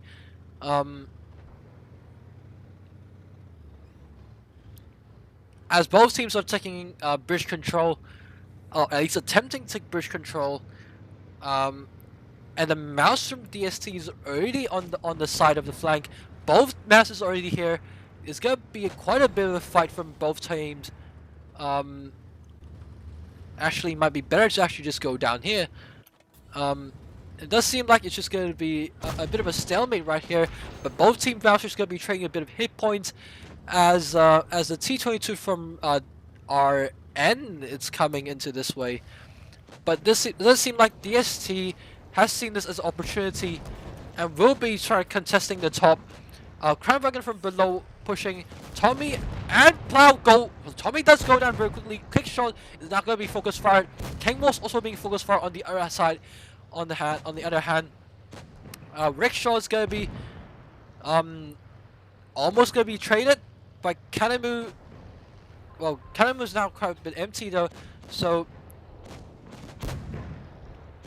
the Embryo's play. It's now going to be down to a one shot. He's going to be taken down very, very soon by Rickshaw. He does go down, so it's going to be a 2-for-2 trade for both teams. Hit point on side advantage of DST. They want to take down Rickshaw ASAP. Crown Dragon's got 2 shot.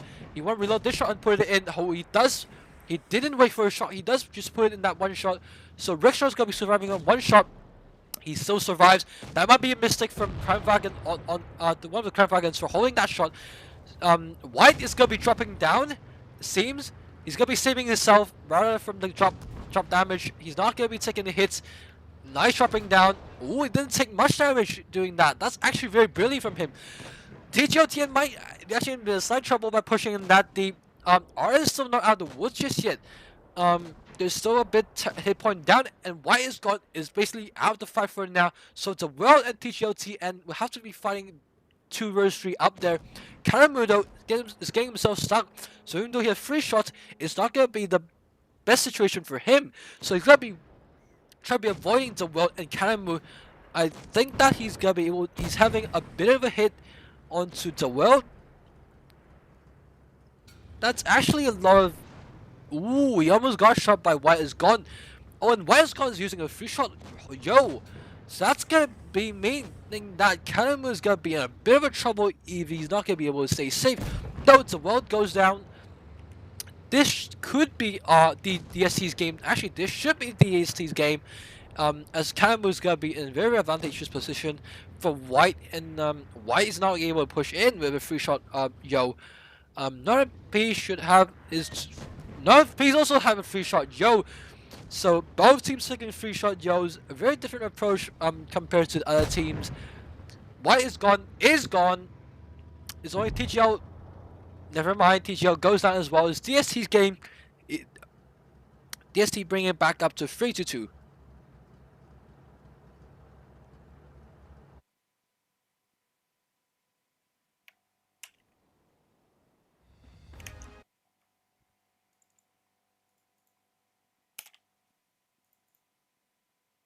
So looking at the scoreboard, yeah, like I feel like DST saw what happened Like they knew what was on, what was up, and they instantly push in. As you can see, everybody in DST like sort of pulled their own weight except Kang was, because he was the first tank getting focus, was actually pretty acceptable. And Tommy getting focus on RN first tank to go down, very acceptable as well. But RN dropped the ball, I think, a bit, I reckon, because they have the medium going a very, very long flank. Like Murakun's, I think it was Murakun's going up a very, very long flank. In the end, he only did like 1.7k. I feel like he wasn't in the fight for long enough to bring that medium potential out. So yeah, like, it's a bit, I wouldn't say disappointing. It's just that I feel like DSC just knew what was up. They see the medium was out of the fight and they just took the advantage into their own hands. And not bring the medium from DST meant that their entire team was always in the fight. You didn't have to worry about any tank out the fight. And in that case, yeah, it was in their, it was firmly in their favor. And DST focus fire is actually, I think it's magnificent focus fire, as they were able to, you know, like instantly take down 2 tanks almost from RN. And even though they got a tank disadvantage right now, the focus fire brought them through. And you can see Rickshaw goes down. That means they have a tank advantage once again. So it was basically DST's focus fire plowing them through this round.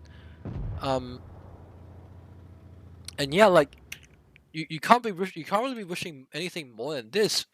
As you have better focus fire, I feel like. But I might want to change this draw distance a bit. I don't know why. Well, actually, it could be a shadow display that's causing the issue. So let's hope this changes the FPS quite a bit, as I don't want to be seeing low FPS once again.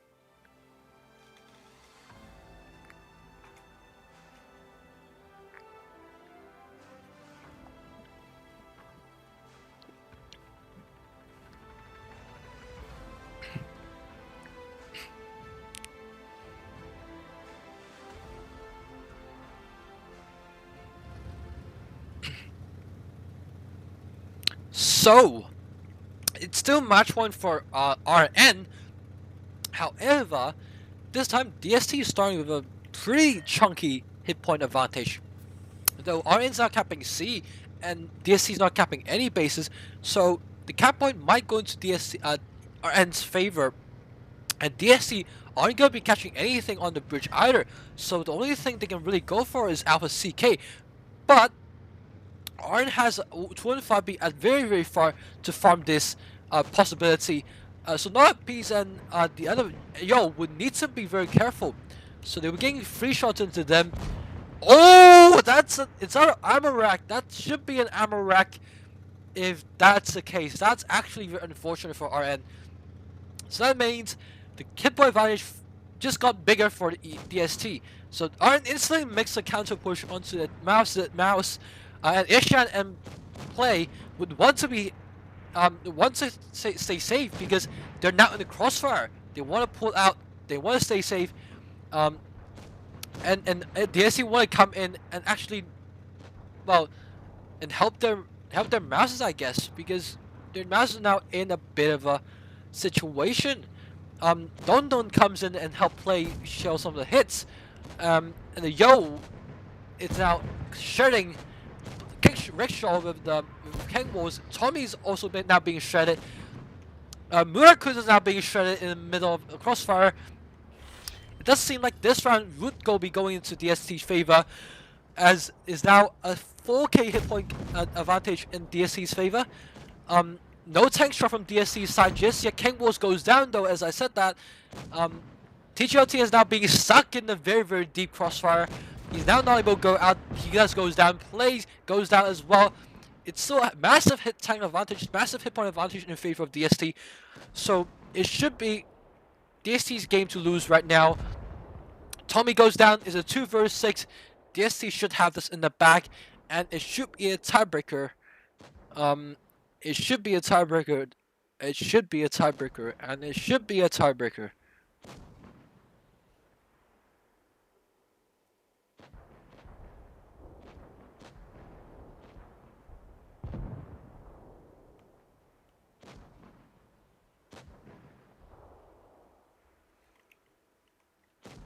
It's only the world left, but yeah, it's just too much of a hit point to come over. And I feel like the M for Yo, this time the Yo's DPM actually helped out a bit since they're taking the 3-shot instead of the 2-shot. That meant they have so much DPM, and that sort of helped in the favor because they were constantly pushing. They were not trying to catch anybody off guard. They were just pushing. They didn't have anything to stop for, and that was it. They just push in, DPM'd everybody, and then within 13 seconds they have another clip once again, and it's tiebreaker time.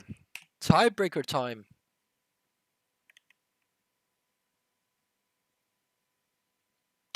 Did I not have the scene switched? Anyway, we missed it. We missed it. Yeah, we missed it. But Arn did not have a great game there. But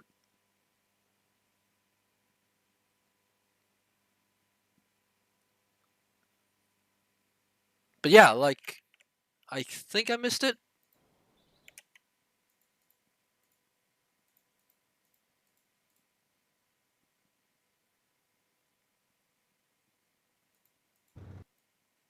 Actually, no, I did not miss it. But yeah, like, wait, this wasn't it. Oh, this was it. Okay. So as we can see, very early into the game, Alpha C was caught. Let's actually recheck whether he got ammo rack damage, because it does seem like that was an ammo rack. Or was that? No, wait. That's 1, 2, 3, 4, 5, 6. Okay, that was an HE from the mouse. No wonder it looked like an ammo rack. But that was massive from... it was a massive hit point advantage to start with, and they extended it even more by just, just pushing RN in the face, and White is Gone wasn't able to do much, I feel like. Looking at the scoreboard, I think White is Gone... Okay, White is Gone did a lot, but like I feel like that's a bit too late into the game, as most of the damage was already done. So now we're going to tiebreaker in Normandy. The first tiebreaker match. What is this doing? Why is my game crashing?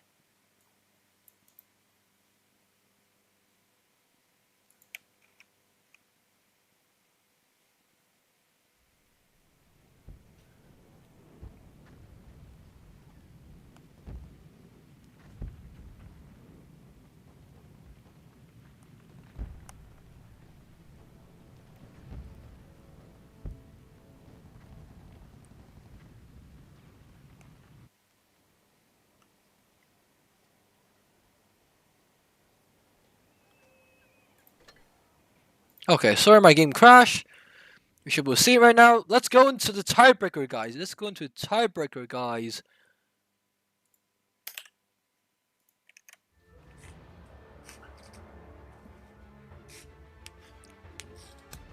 Tiebreaker Normandy. Both teams will not bring the Yos anymore, but they surely would bring the mediums, right? It seems like DST wants to go for a more of a CD side approach, while RN's going for more of a lower side approach. They're not touching D whatsoever. They're just holding mid, and see where he can catch anyone from DST off guard. But then it seems like that's the case. They're gonna cap B right away. That's actually a very brilliant idea, because it doesn't seem like DST have anybody in the way to reset B. Because Slime maybe will reset once, but it doesn't seem like he connected the shot, so RN's gonna get 2 caps as opposed to DST's 1. So you're gonna get a pretty nice cap lead before DST's able to get D. And DST getting D would also mean that they're now putting themselves in a bit of trouble. Kanamu and Ken was taking a bit of an issue. A bit of a hit, but this wouldn't be much of an issue for DST, but they're now in the hit point disadvantage, even though they only took 2 hits to begin with. So RN came in with a hit point advantage, though there's a mobility advantage in the form of T22 and Vickers in form of DST. So there might be some ways the SC can come out for this game because traditionally Normandy's a very open map, and that gives a lot of opportunity for double medium plays like this. So there are chances for DST to pull back from this, especially they start trying to farm a bit, get a bit of farming out of RN. So if they're able to do that effectively and quickly, they should be able to get, you know, pull it back together.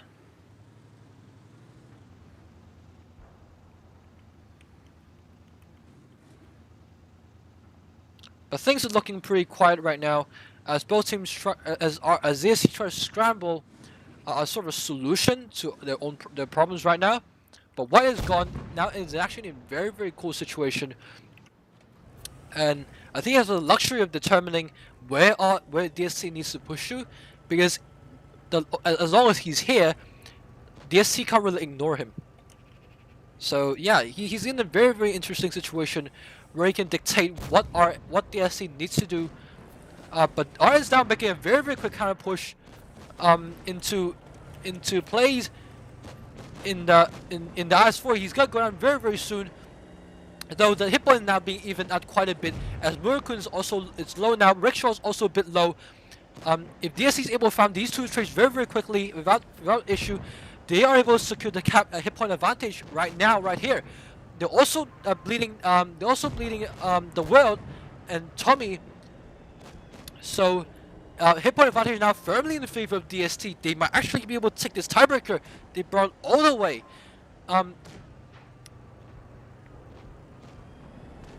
Is now a 3 vs 5 in the plane area. Kanamu is now getting focused. He should be down very soon. But Tommy is also being very low. So he's now one shot. He's gonna go down very soon.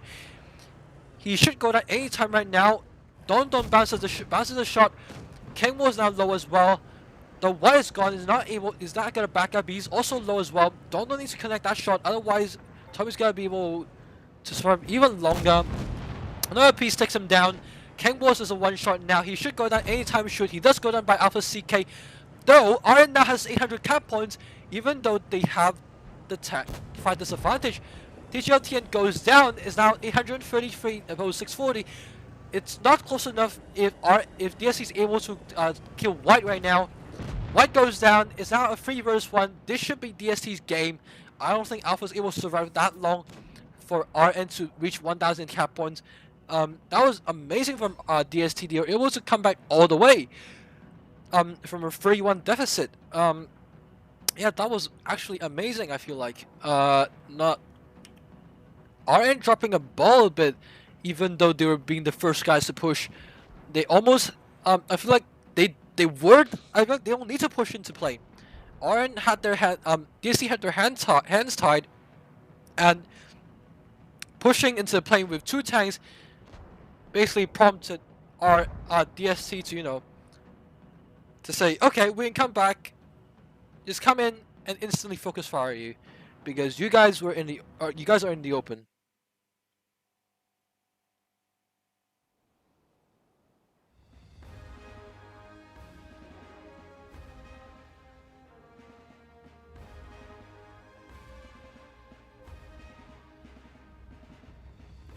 So yeah, that was good games from DST. I feel like RN dropped the ball massively right there. Because of the push. But yeah, look at DST side. Everybody pulled their own way. Everybody penned their shots. So all good days. On the other hand, on RN's, actually look at DST side. Everything actually went very nice, as well. Only play doing a bit less than he should have been doing, but and probably dropping a bit of a shot in the end against, I'm not sure who was it. It was probably Don. Dropping a bit of a shot against what was it, the E5? That probably almost lost them the game, but they were able to pull it back. So despite everybody pulling their own weight, I probably dropped the ball a bit right there, as they were pushing into when they have all the terms when they were able to dictate the terms of engagement. So I feel like that was a bit of a drop of the ball right there. They can just play the pace as because White is actually in a very advantageous position to dictate the pace of that game right there. So it was I feel like it was RN's game all day until they push in the plane. So yeah, that could have been it.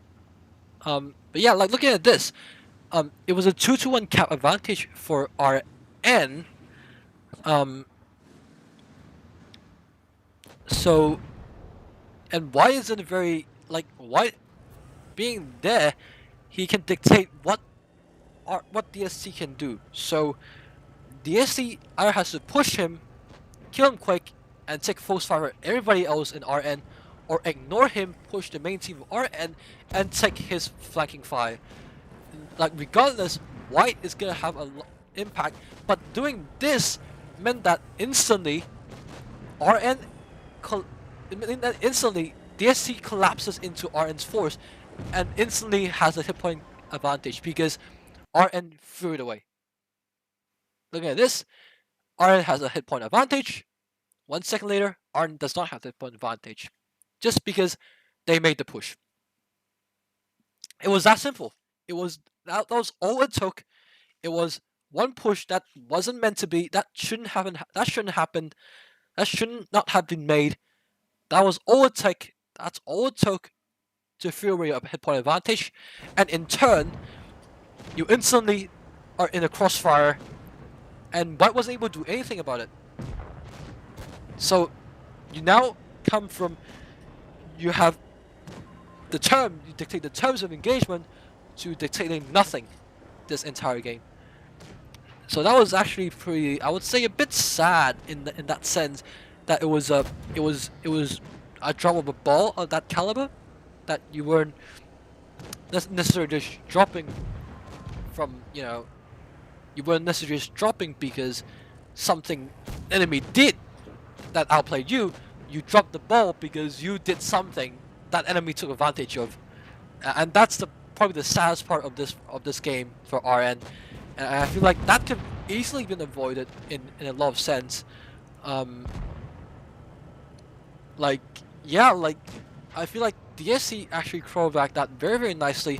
They were and actually even reading that, like able to read that there was a possible advantage on the cards right there, and even going ballsy pushing in the open for the push. Like that was something else from DSC. I feel like they were reading the situation a lot better than RN did.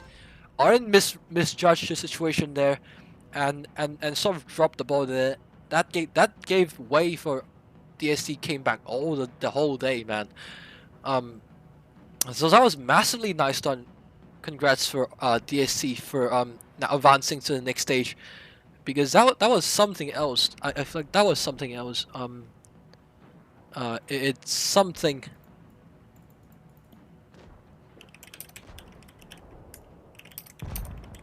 Yeah, like it was a bit of a surprise that that DSC came back all the way, but looking at how the games went, it was no surprise. Like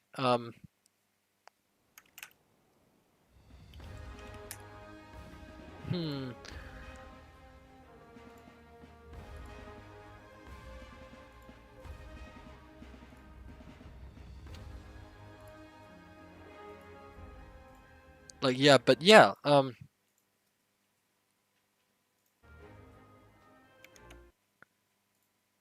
things are looking pretty well for DSC. So now they basically have secured themselves a next stage entry. So they're now already confirmed to be on next stage alongside with Feast, who has already won the other side of the bracket. So now Feast and DST are confirmed to be on the next stage.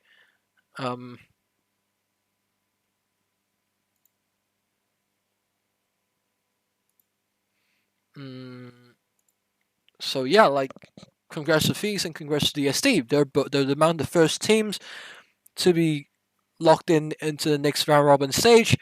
But The other teams will be fine tomorrow, which would be RN, I think RN, GV, HLV, DTG, 9V also will be amongst the teams that will be fighting for a last spot in the next round robin stage. So things are looking pretty well. Things are definitely heating up. You know. So yeah, that was nice games.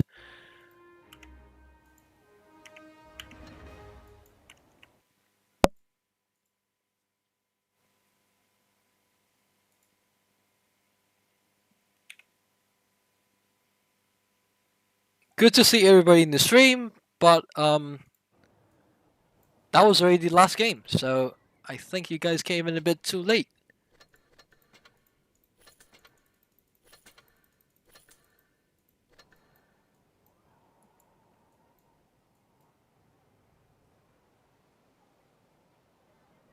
Actually, do I actually dare go for a bit of a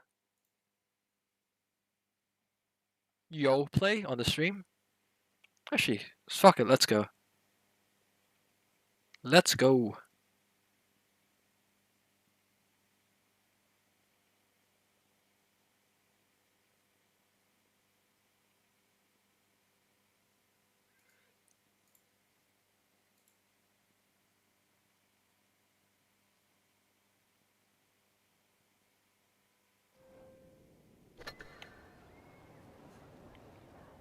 Actually, just give me 1 second. I'll take a quick break and I'll just play a few games before I go off.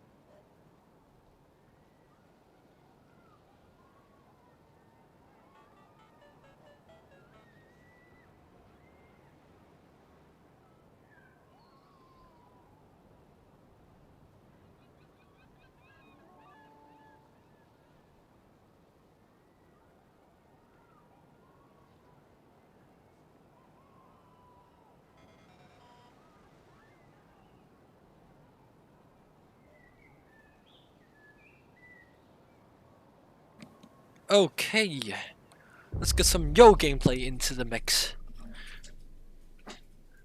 So I'm using the 2-shot because I feel like it's a bit stronger gun, but I do understand why people take the 3-shot into the game. Mainly because of mainly because of that high DPM potential. It's higher than most of your heavy tanks. It could actually even be the best DPM in the heavy tank department. I don't think there's any heavy tank that does 3k DPM as of now.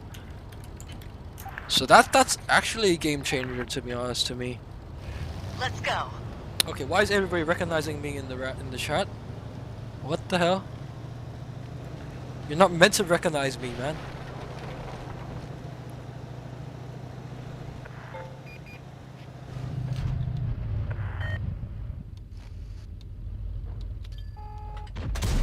Penetration. Enemy armor is hit. So yeah, that IS-4 is now half health. just because he was in front of my gun. So this is very good for farming crossing, and I feel like the free shot might be not that good in terms of farming. Like as in farming, quick farming, but in these situations like here, it's very, very nice. I'll need to help the STB a bit. He's gotta be screwed.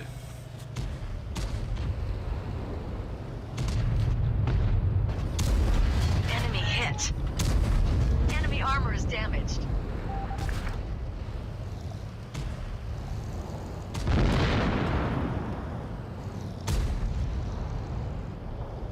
Guys, if you know me, how about help me? Bro, you guys know me, but you guys want to help me. What is this?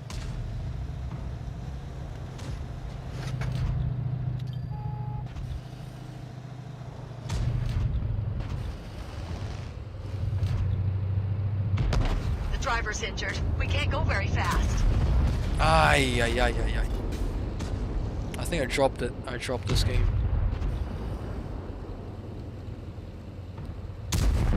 That's still something.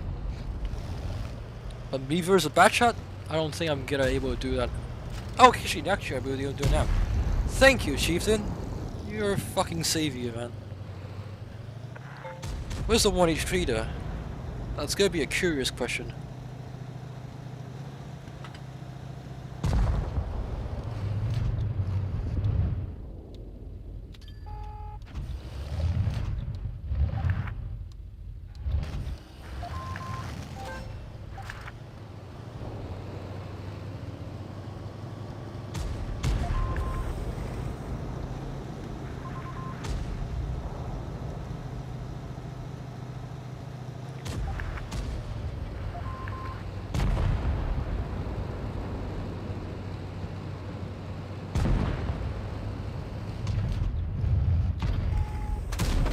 One of our tracks is damaged. Penetration. Yo! Why are you guys not even helping the medium side when you knew they were recrossed, man? You're just sitting out in the open getting fun.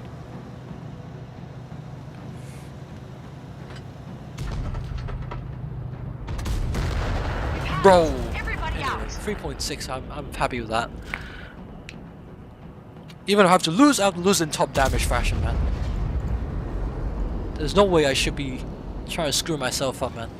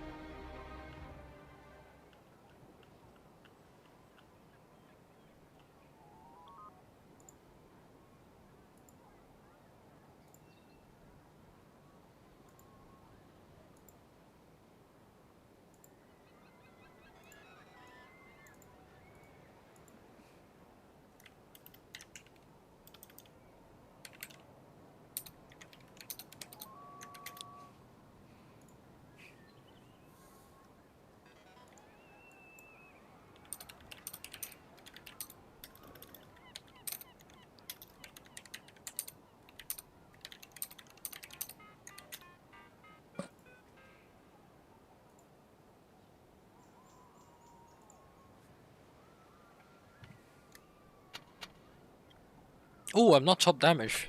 Surprise. But these two TDs, what the hell? They might as well be EFK, man. What the hell?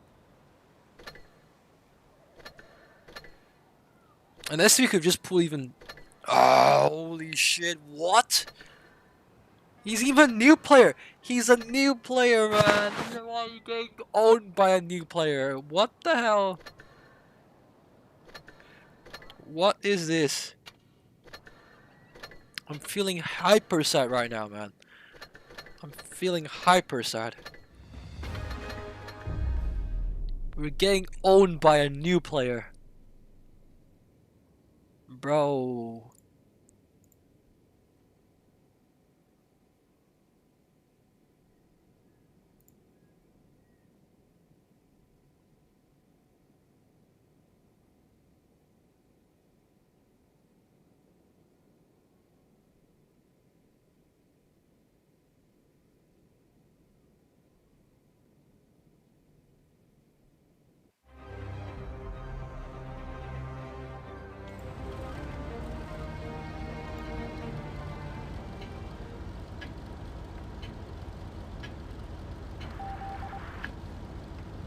Let's get this show on the road.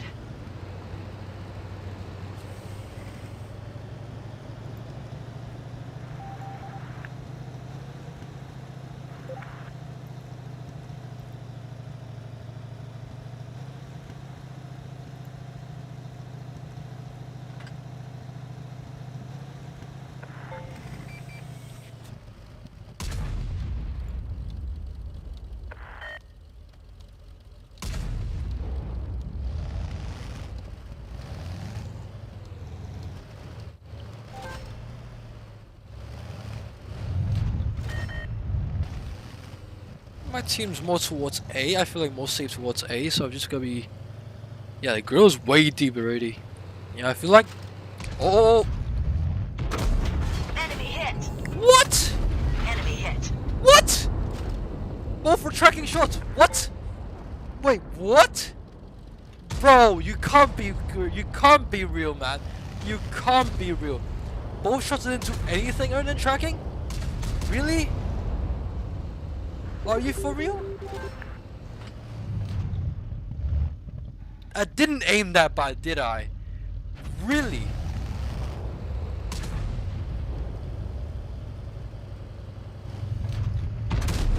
Enemy hit. What? Oh, wait, stop. This game needs to stop. This game needs to stop screwing me, man. Enemy hit. Woo! Bro! Bro. Stop. I need a break. I need a break right now. I need a break at this instant ball gaming. I need to stop track shot. Stop the track shot. Penetration. Stop the track shot. Stop the track shot. Bro, this is actually sad, man. I'm actually crying. I'm crying inside right now. Holy Jesus.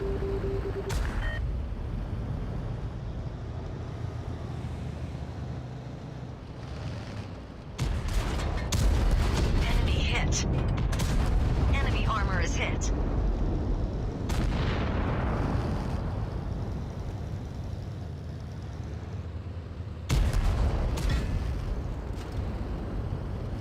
No, sorry, man. I'll go with damage this round.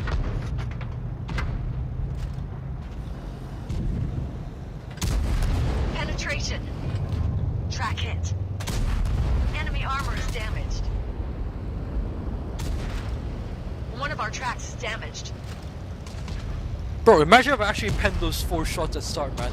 I could have done like probably 4K by now.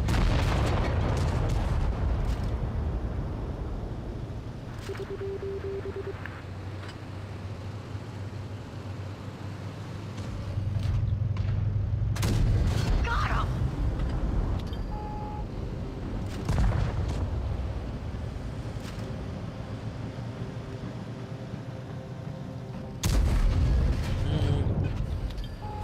Sad. 2.6, 3K? I think 3. Barely acceptable. Those 4 shots should have easily been penned. How did those 4 shots all bounce? I have no idea. Bro, that was actually sad, man. I am actually sad. Where did those 4 shots go? Really, I want to know. I want to actually know. Let's go.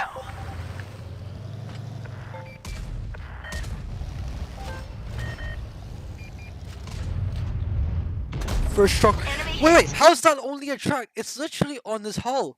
What? The second also. Is the only free hold that high?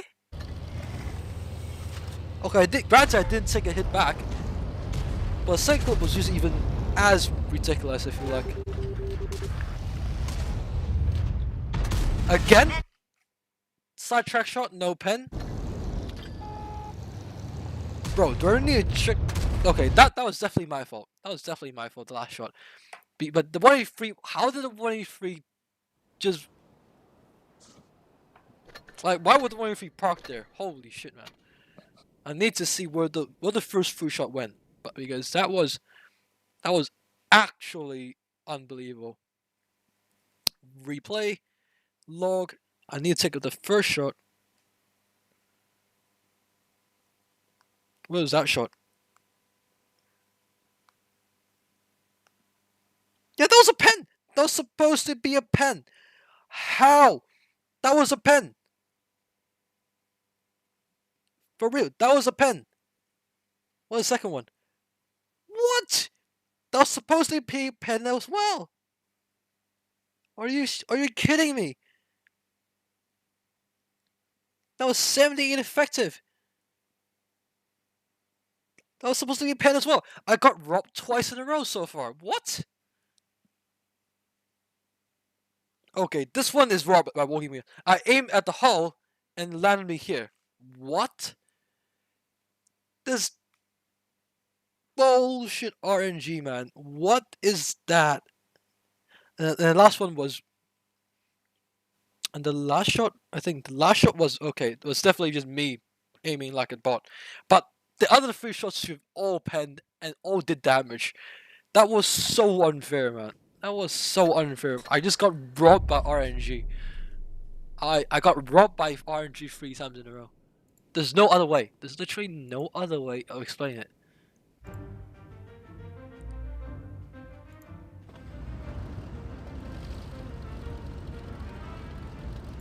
I am getting robbed. Time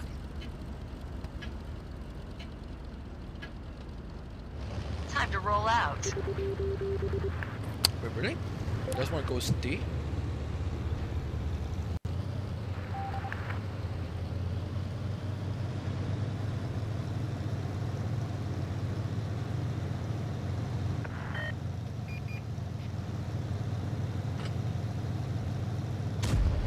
Wait, I shouldn't be going in.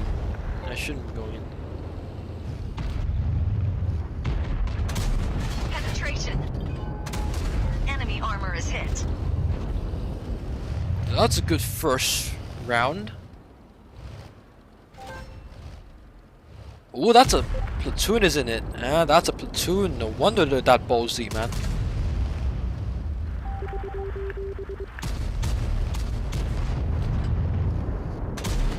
Penetration.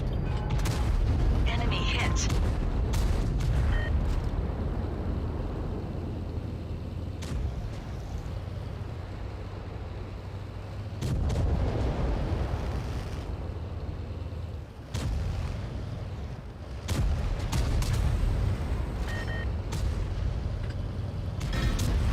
Enemy armor is damaged. Got him.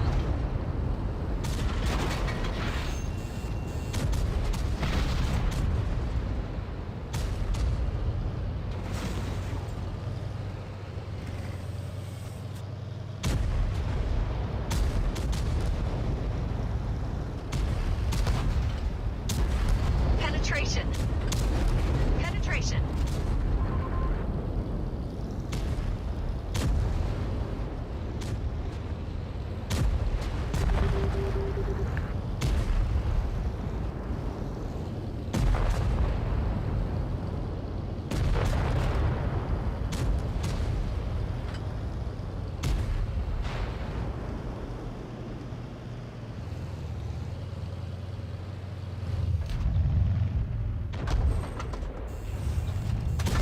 Ammo rack is hit. We're lucky it didn't. Nah, Enemy hit. there's no way I can win this one. Got it. Everybody out. The team was way too out of the fight, I think.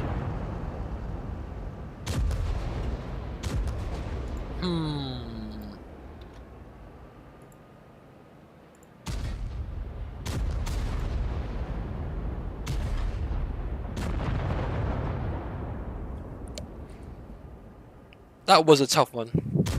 My team just got deleted, man. Holy man. Still 3.9k. I'm not complaining. It helps me to push up that average damage. So I'm not complaining about that.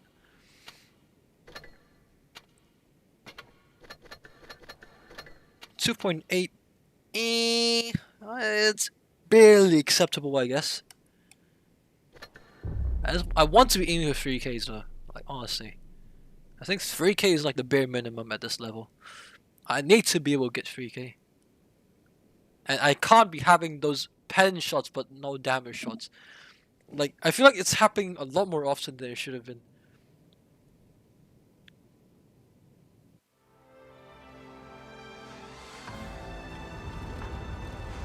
It's happening a bit way too often for me. It's either my aim or something else, I feel like.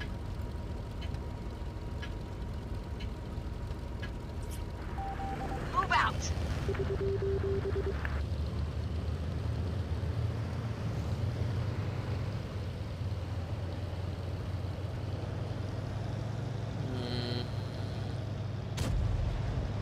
Alright, it might actually be a good idea to try a C-cap. Whoa, whoa, whoa, whoa, whoa, whoa. Hold your horses. Hmm? Hmm? Hmm? What is that and where is that?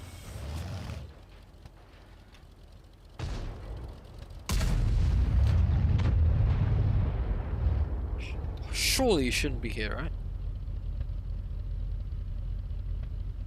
You know what? Fuck this. And rotate out.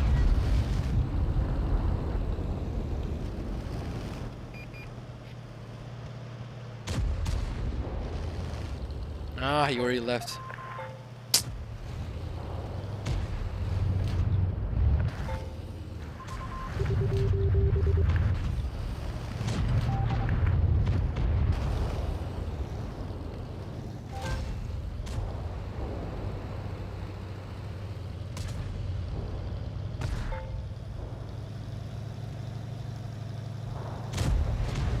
Yo, my team is killing themselves. What?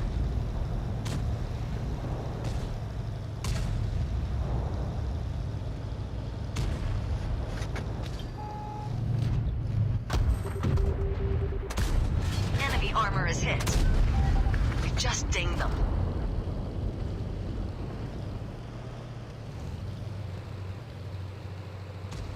My team's on a suicide mission, man.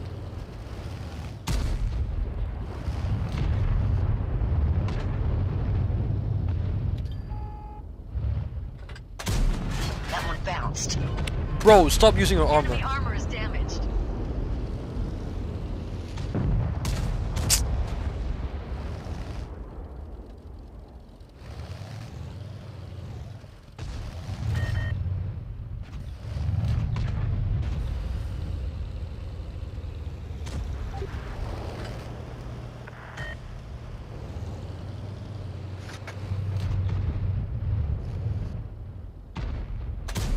Penetration. Penetration. That low row though. I was sure that you can kill him.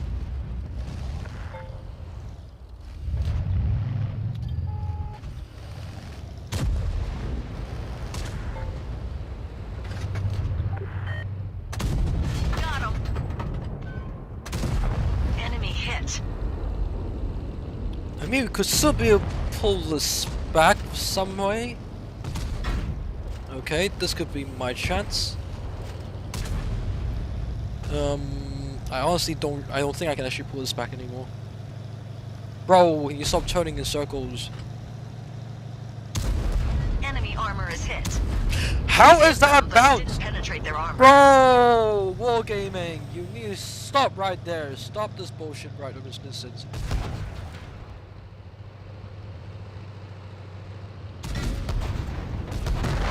Got it. Everybody That out. last bounce was bullshit. That last bounce was bullshit. I could have had that in the back, man. It was a side shot.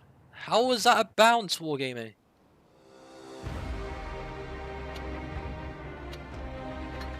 Bro, I need to see this again. Can't stand this bullshit. What's logged?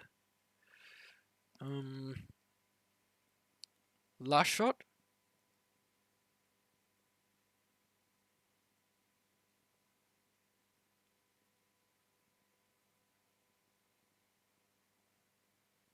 There's the first shot.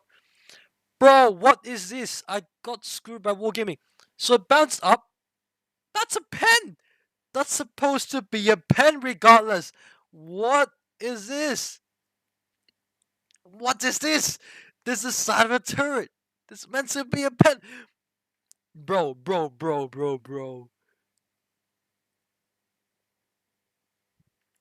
I cannot believe this. Yeah, what about this one?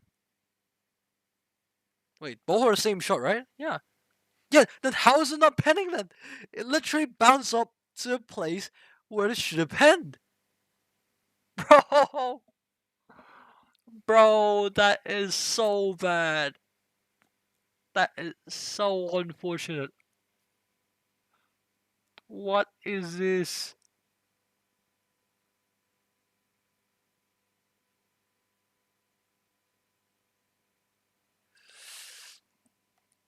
What is this? I swear to God, I should have never went there in the first place anyway. I was aiming flush at the side, man. It was a flush side aim. Enemy armor damaged. Enemy armor destroyed. Enemy hit. That was a flush side aim, and it just goes up, boom, bounce, and I fucked up. Alright, Wargaming. That's a lovely screwing up of me. Yeah, I love it, I guess. I love it. I guess I have to love it.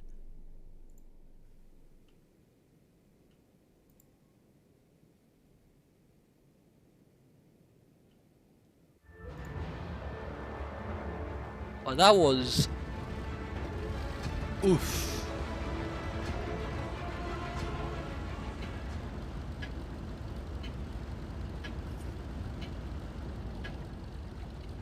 Time to roll out.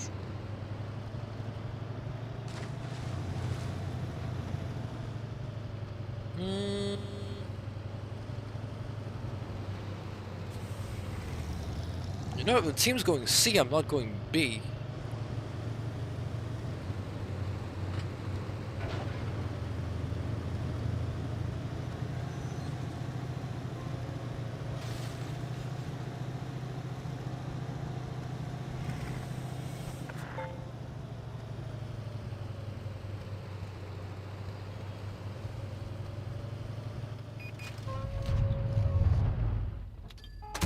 We didn't even dent them. Penetration. Do I need to fully aim all that shot, man? So that you don't have to just bounce around like... what? Okay, this 183 is... just sitting there. Alright, I could help you, Wash. I think I can.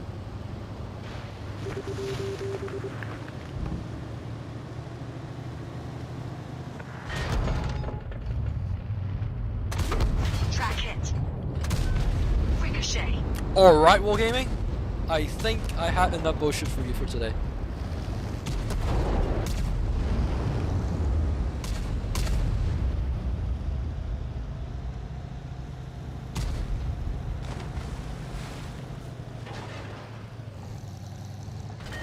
I think I'm getting screwed right here by Wargaming.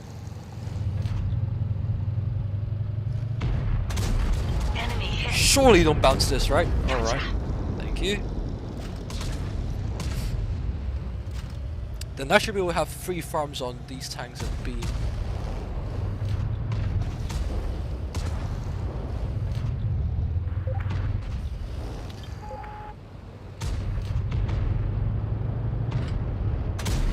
Enemy armor is hit. Enemy armor is damaged. This free real estate.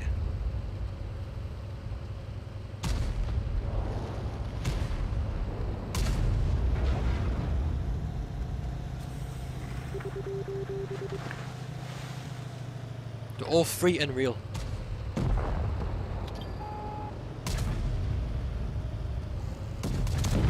Enemy vehicle destroyed.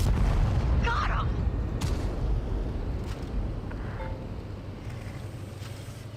I'm assuming STB's AFK, so I'm just gonna go for him. I think I arrived a bit too late though, honestly.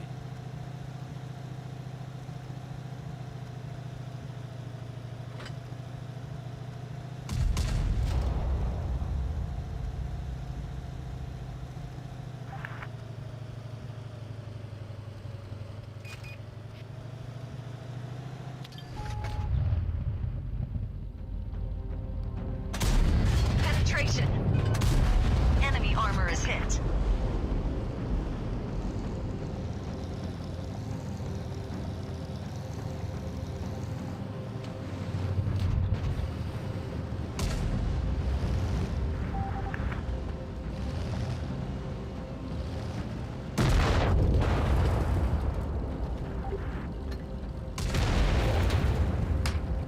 Bro, can I have the damage, man? You guys were literally in town. I was the one who broke through and took the damage, man. Well, I didn't take the damage, I broke through, man. Just give me the kill, man. It was mine any time of the day.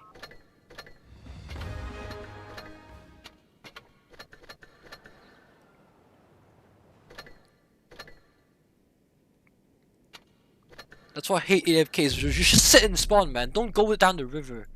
You're literally just screwing me up, man.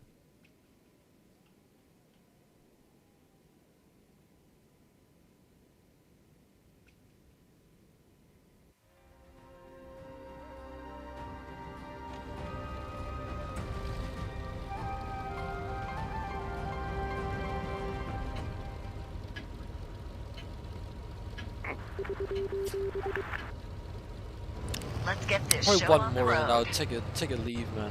I honestly can't be fucked. If I'm getting screwed by RNG today this badly, man. Actually, that second shot might could have been better off be using AP. Enemy hit. Welcome. Penetration.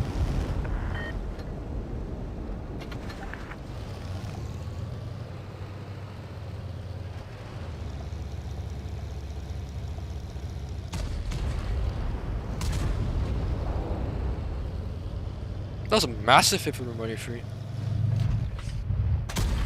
Enemy armor is damaged.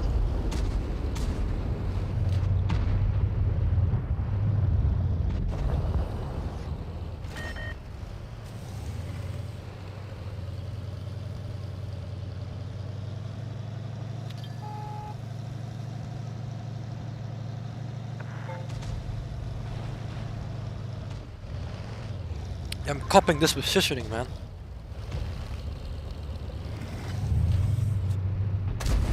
Penetration. Enemy armor is hit.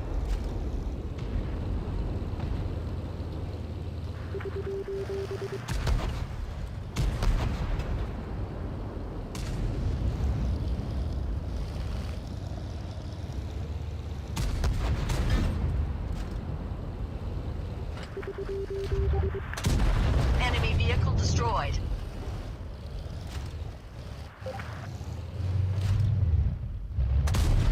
Penetration.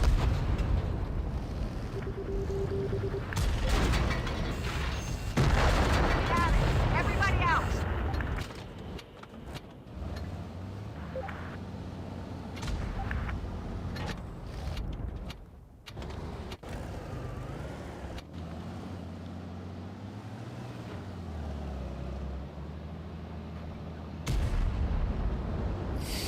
Yeah, that's it. I'm not even gonna try anymore. Holy fuck. Can't even make a stand for myself, man. When your team doesn't even want to help you. Bro. Anyway, thanks for watching the stream, I guess. It was unfortunate that I'm getting fucked by RNG today. But it is what it is. And hope you guys have a good night, I guess. We'll be streaming tomorrow, lower bracket matches, so you want to watch those, come in tomorrow. But yeah, I guess I'll see you guys tomorrow. Have a good night.